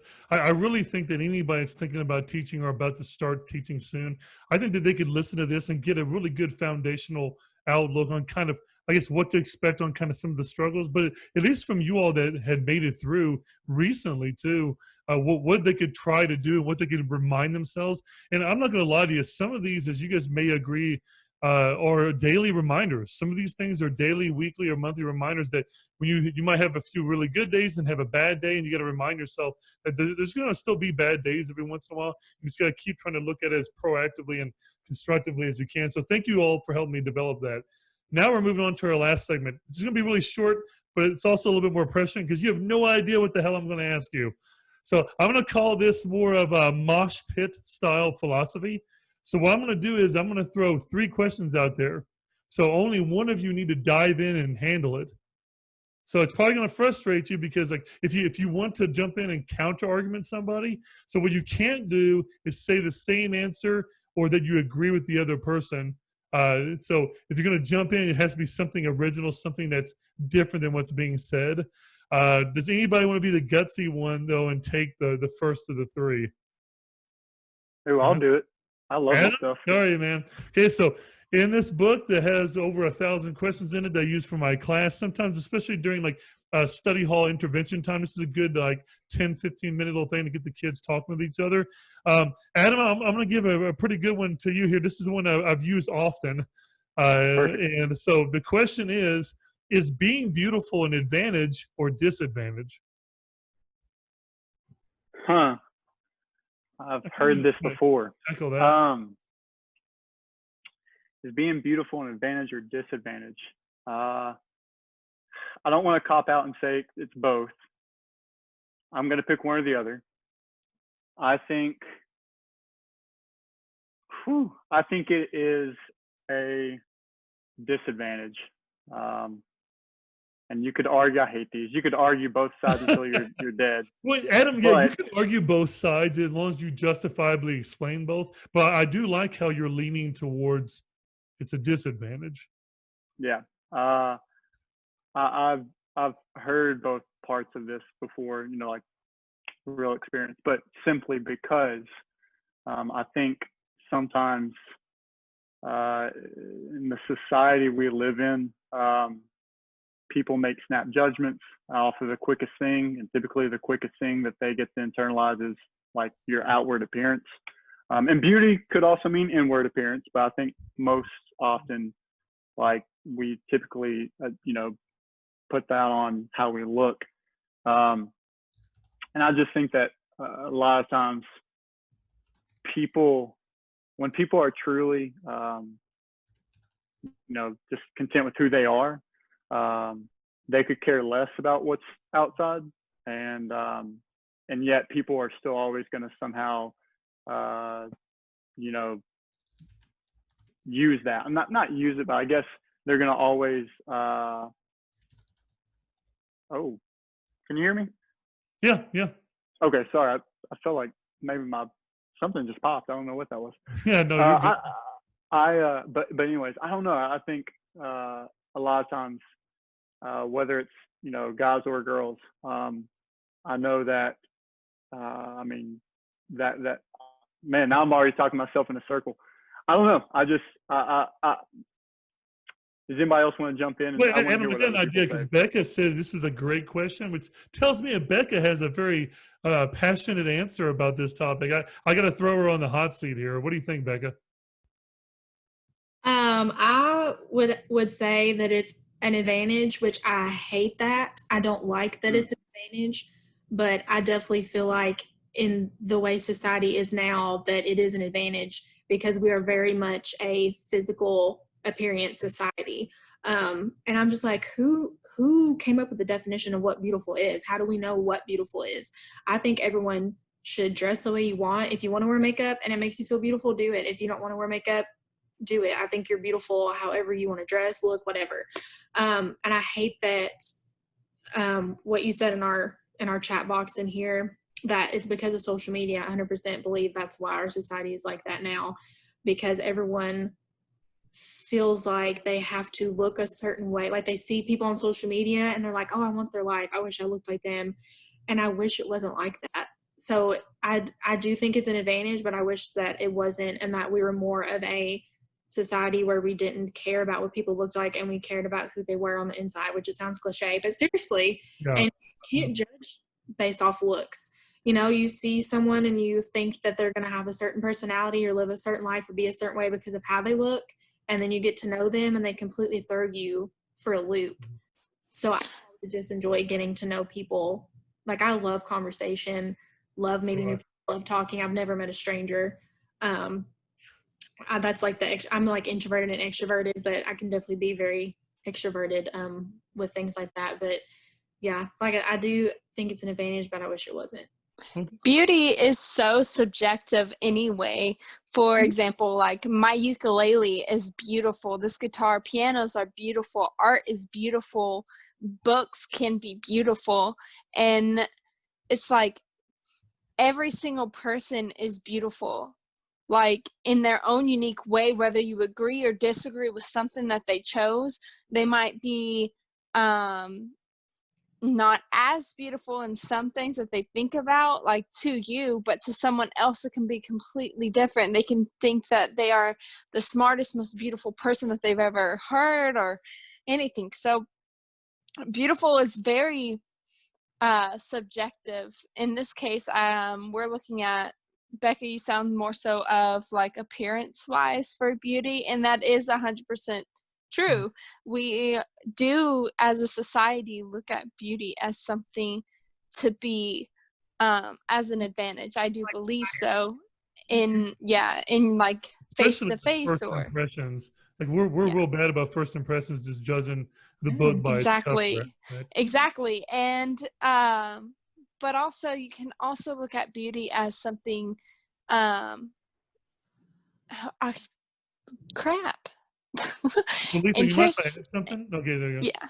Well, I just wanted to add in there, in a way, it is an advantage, but in a way, I kind of understand it. And it's going to make me sound cold-hearted. I don't mean to, but for certain kind of job interviews that you're going in for, let's just say for teaching, since that's our topic tonight, if I show up in a suit, which I'm going to do, and a tie, and then another guy shows up with the same qualifications, identically, hypothetically, that I have, but he shows up in sweatpants and a wife beater, I'm getting that job more than likely. So what I'm saying is that there are beauty and aesthetics when it comes to your clothing, when it comes to not just like your physical looks or anything like that, but in some ways I get it. Like if you look like somebody that's more hygienic, that tells somebody that's hiring you that you take care of yourself and you might be more responsible. Confidence. Yeah, confidence is a big issue on that. So for me, it's like I don't look at it as, okay, good thing is, Litha, you're right. It is very subjective. I think it's all in a matter of perception.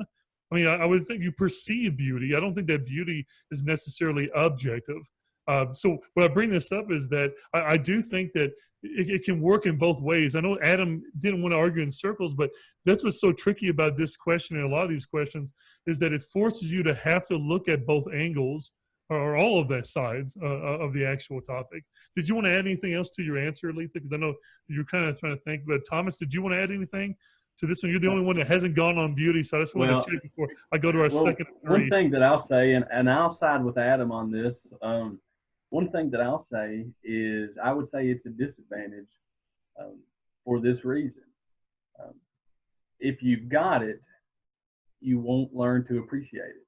And so I would say that, if you don't have it, then I would say that you would be more appreciative of the things that you do have. And so that's a short answer, but I think that was what I was saying. Well, who are you to say that someone doesn't have it, though?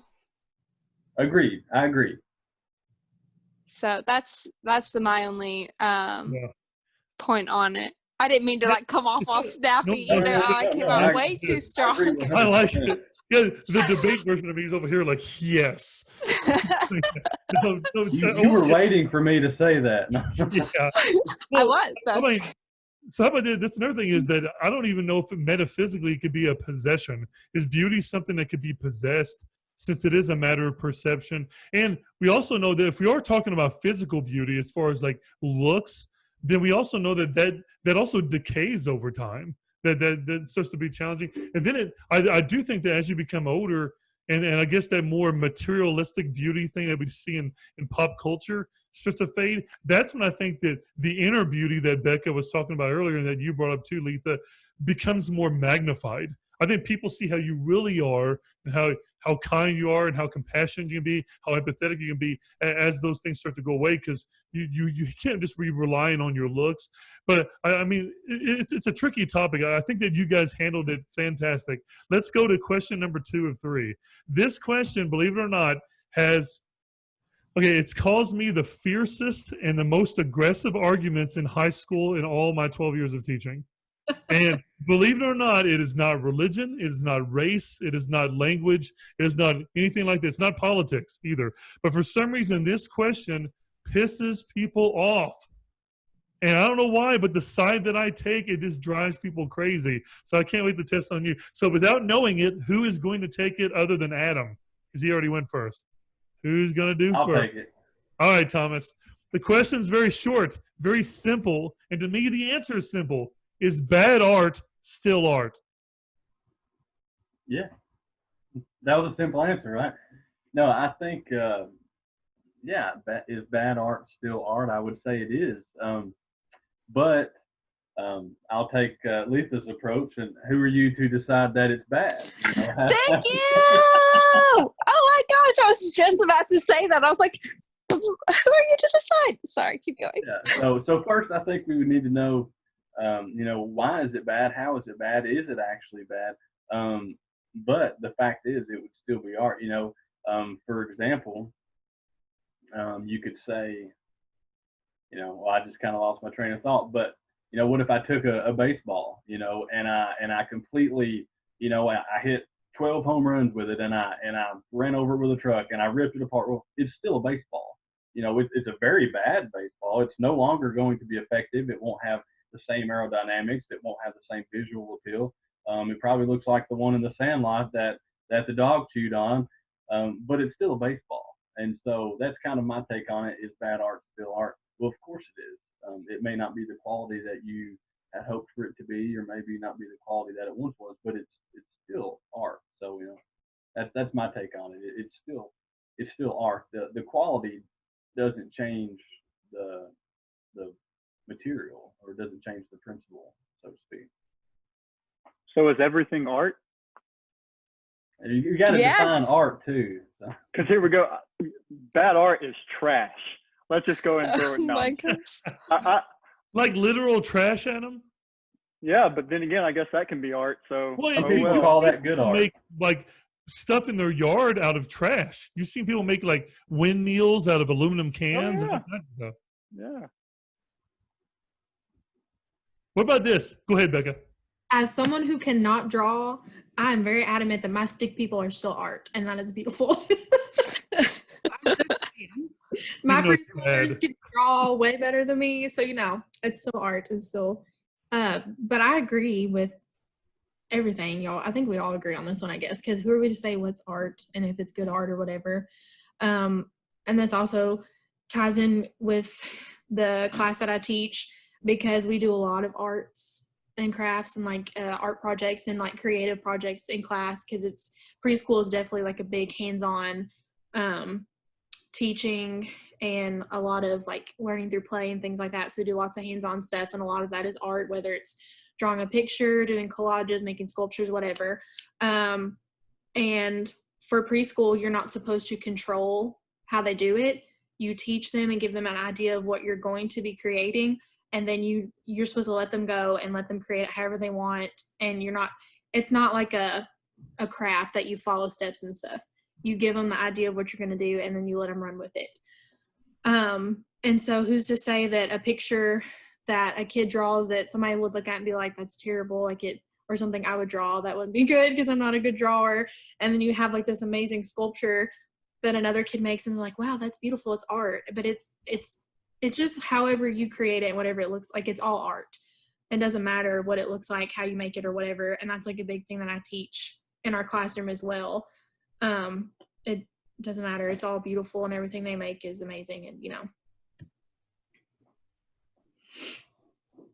Oh, Litha, I thought you were going to go. My bad. She had your mic unmuted, so I thought you were going. Oh, sorry. I was just agreeing. Yeah, it's okay. Awesome into your last answer. So here's our last question of the night. This is it. This is when to wrap everything up. It can't be Thomas and it can't be Adam. They've already gone first. So Becca, Litha, this is a more college level question. This one's a little bit more difficult. Becca's like, oh, back to college. Yeah, so but let's see how you guys doing this. So which one of you want to take this one first? I'll go. Okay. Folks, I don't want to go. I was like, oh, I don't want to go at all. I just want to listen and argue with you guys. Yes, and jump in. Okay, so here is the question. The question is man merely a product of his education? I guess key word is merely. Is man, which is all humans, all people, are people merely a product of their education? No, like who they are as a person, and who is that? What that's mean? I mean, that could be part of it. Yeah, I mean, I guess we got to get into the metaphysics of what do you mean of who they are as a person? What makes a person a person? You know what I mean? I mean, I'll total obvious answer. Of course, all of us here believe education is important. We're teachers, so definitely your education does have a huge impact on you, because of a lot of different factors, the kinds of teachers you have, where you go to school at, like all the like type of education you receive, if you go to college or not, things like that. Like it's that in itself is a huge way of how it could impact you, because everyone's education is different and they have different educational experiences. But I don't think that that's the biggest part of it. This also ties in with early childhood development and my teaching and everything. Exactly. Yeah, You Litha have to answer this question because she can do. She probably she might go next after me just because I know she knows what I'm talking about. But your experiences. Yes, I was just about to say that. Sorry. I knew. I was like, she's gonna know. That's what I was gonna say. Aren't your experiences part of your education? Yes, and no, difficult because in preschool, a lot of the things that we learn about are outside of school. Like we're learning at school, but a lot of times we'll go outside, we'll take field trips. I'll have them do stuff at home to like tie it all in together. We talk about our experiences outside of the classroom with what we're learning. I share with the kids my experiences. So I definitely think that just your overall life experiences and what you like, all that is what has the huge, like biggest impact on you for sure. Because some people go to college, and I guess people think if you go to college and get a degree, you're like smarter or whatever. But there's some people that choose not to go to college, and they are a lot more knowledgeable about things that I'm not. So I just don't think it's the number one thing. Okay. Becca, as a devil's advocate to you and the others, could we say all of the, okay, let's leave the classroom. The experiences the kids have at home or on vacation somewhere, those are still experiences, right? You and Litha would still say these are experiences that they can learn from. So as a devil's advocate, couldn't I still say that is part of their education? Because I think so. Then couldn't a person be merely defined by their education, considering it's their experiences in and out of school? Now that you said that, because who's to say? I guess when you say education, I'm thinking. Litha looks like she doesn't agree. Go ahead.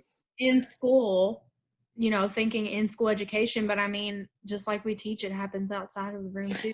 All the time, you're always learning. I don't know. It's just. Sorry. Good Robbie, define education. Like, what do you mean by education? Well, like, education, are you meaning a school? No. I define education as not just a school. Education is any act of learning. Can you give me an example that's not education? What Becca just answered, which was any. No, anyway, no, you mean, my bad. I think. No, you were saying experiences, like just experiences is there anything in general. beyond education? Is there anything beyond learning that defines a person? Is that what you're asking me? Yeah. Okay. So I guess I'll start like tangibly. So we'll say their body, like their human body in general, and biologically how it develops. That's not their brain, but I would say like the physical body itself, and them as a physical human being. Could transcend education. Like they don't have to learn something to be a human being. They're objective. So they're innate abilities. Yes, it's already an innate. So yeah, perfect. So any ability that's innate, I guess would be beyond education. Could we say that? Therefore, Becca's answer is right then that a person is not defined by only their education. Yeah. Great devil's advocate. Good point. I kind of saw this being like nature versus nurture kind of thing. Yes. Yeah. I tell you what, Thomas, I have a guy that joins my podcast, a former student named Cody. He will love that you brought up nature versus nurture. Yeah. Or I'm sorry, Dylan too. Dylan and Cody. I love that he brought it up too. I'm like that was as soon as he said it, I went. Yeah. Yes. Thomas, did you just say it's a nature versus nurture argument? Do you want to add anything to that, or you just labeling it as? Well, honestly, I think the nurture part would be the education, because that's kind of what we pick up from our environment and things around us, and so that's not what we're originally instilled with, and so I think that the education, meaning your environment, can totally change your perspective and in a way define who you are, what you're about. Yeah. So the fact that we have consciousness, the fact that we are conscious, we are aware, that's innate. That's beyond nurturing. That's already there. We're aware that we have some other kind of rational form to us. Well, anyway, you guys survived my first big three. Like, this is something I'm going to do at the end of every show. I'm going to ask three big questions to kind of thought about. Do you guys like that segment? All right. Is that all right? And you willing to I do liked that it. again? Okay, so let's do the last part. What I always do is the same thing I do on my sports podcast with my twin brother. We do a final thoughts segment. Letha's done this about 1,000 times, but we'll kind of get into you guys doing this. So all I want to do is just go around the room real quick and just say to each of you that just, first of all, I'll say this together, is that thank you for all four of you for investing almost 2.5 hours in a conversation. It has been a long one. I will say most episodes are about an hour and a half. But the more people you have, obviously, the more time it's going to be. So don't let that scare you away, I hope not. So what I will say is I appreciate you guys just taking the time to come in there. And I really think that people that are going to listen to this, it will give them perspective. If they're not going to be a teacher, at least about what the struggle of teaching is really like, especially first on. And I think that anybody will love to listen to you guys. So what I'll do is that I'll just kind of start around the room. Thomas, I'll start with you first. All I want to do is just ask you is, what did you think of being on your first podcast? Or for Litha, what did you think of doing this particular topic? And then Thomas, would you also be willing to come back again? Oh yeah, certainly I'd be totally willing to come back again. I really enjoyed it. This was my first podcast that I've been a part of, but hopefully it won't be the last. So thanks for having me tonight. Absolutely not. It will definitely have you back on again. Adam, same to you. What was it like to be on the podcast, the 2.5 hour ordeal that you just suffered through because you're exhausted? But what was it like to be on your first podcast, and would you be interested in coming back? Okay, now you can hear me, I think. All right, I did that. My bad. No, you're good.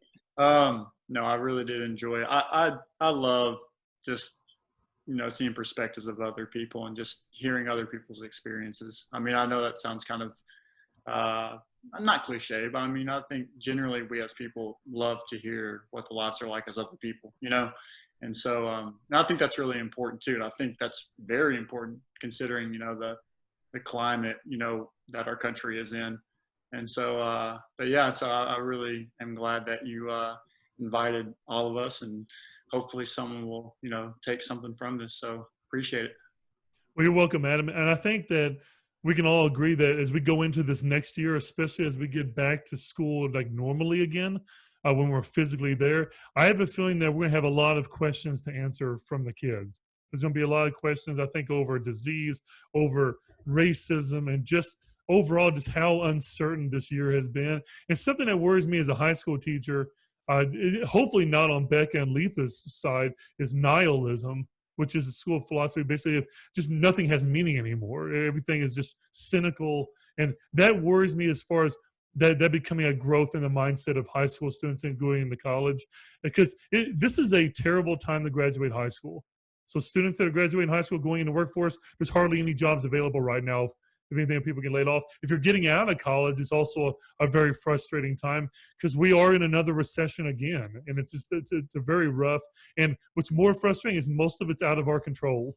And it's just got to be very frustrating to go behind that. So again, Adam, Thomas, thank you both. Becca, what was it like being on your first podcast? And would you also be willing to come back for another topic later? Well, I can't believe it's been that much time that passed. Like, it does not feel like we've been talking on here for that long. So obviously I enjoyed it a lot. I loved all the conversations we had. And like Adam said, I really also enjoy seeing the perspectives of others and learning from others, because everyone's going to see things a little bit differently from you and have different experiences. So I really enjoy learning from whenever I get the chance and whoever I get the chance to learn from. I always take the opportunity. So I've loved this, and I'll definitely come back for sure.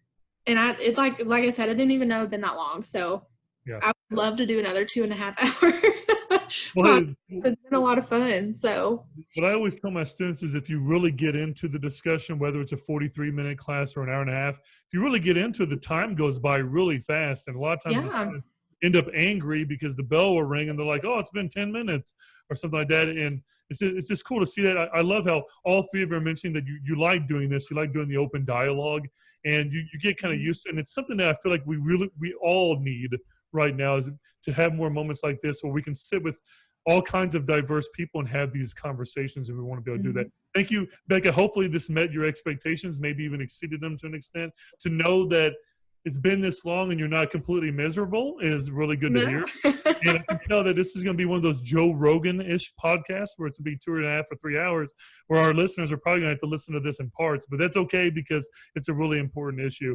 Litha, over to you. This is actually your 6th episode with the show, not 5th. And again, it's becoming to almost feel like you're becoming a pseudo co-host by the time we're getting further into these. You've dove through a lot of topics, some movies, video games, some real topics in society, but this one definitely hit at home with you. I've known you for a long time, and I know how much you love to talk about teaching, and it means a lot to you. So what did this episode mean to you? And then what are you what's a topic that maybe you're looking forward to doing in the future at some point, or you hope to do? Actually, this is one of the topics that I wanted to do. Like before, if you would have asked me that question before, I'd have been like, child development, anything that just let me sit and talk about all of my experiences with kids. No, but I've told you before that like I love it. I love sitting and talking about literal child development, like getting down to the nitty gritty. Like if you want to sit here and talk to me how your kid walked at 9 months, I am all for it, and I'll tell you how. Like, or if you want to sit here and like ask me what should I do for potty training, I am all for it. I will sit here and tell you exactly some things that you could do, some things that I've done, and you can give me advice on what you're trying, and the whole shebang. I just absolutely 100% love like talking to parents, talking to other teachers about things that have happened and getting their advice, and then also giving advice. And I've had such a great time sitting here and talking to all of you. And I really honestly, this was the podcast that I have been waiting for.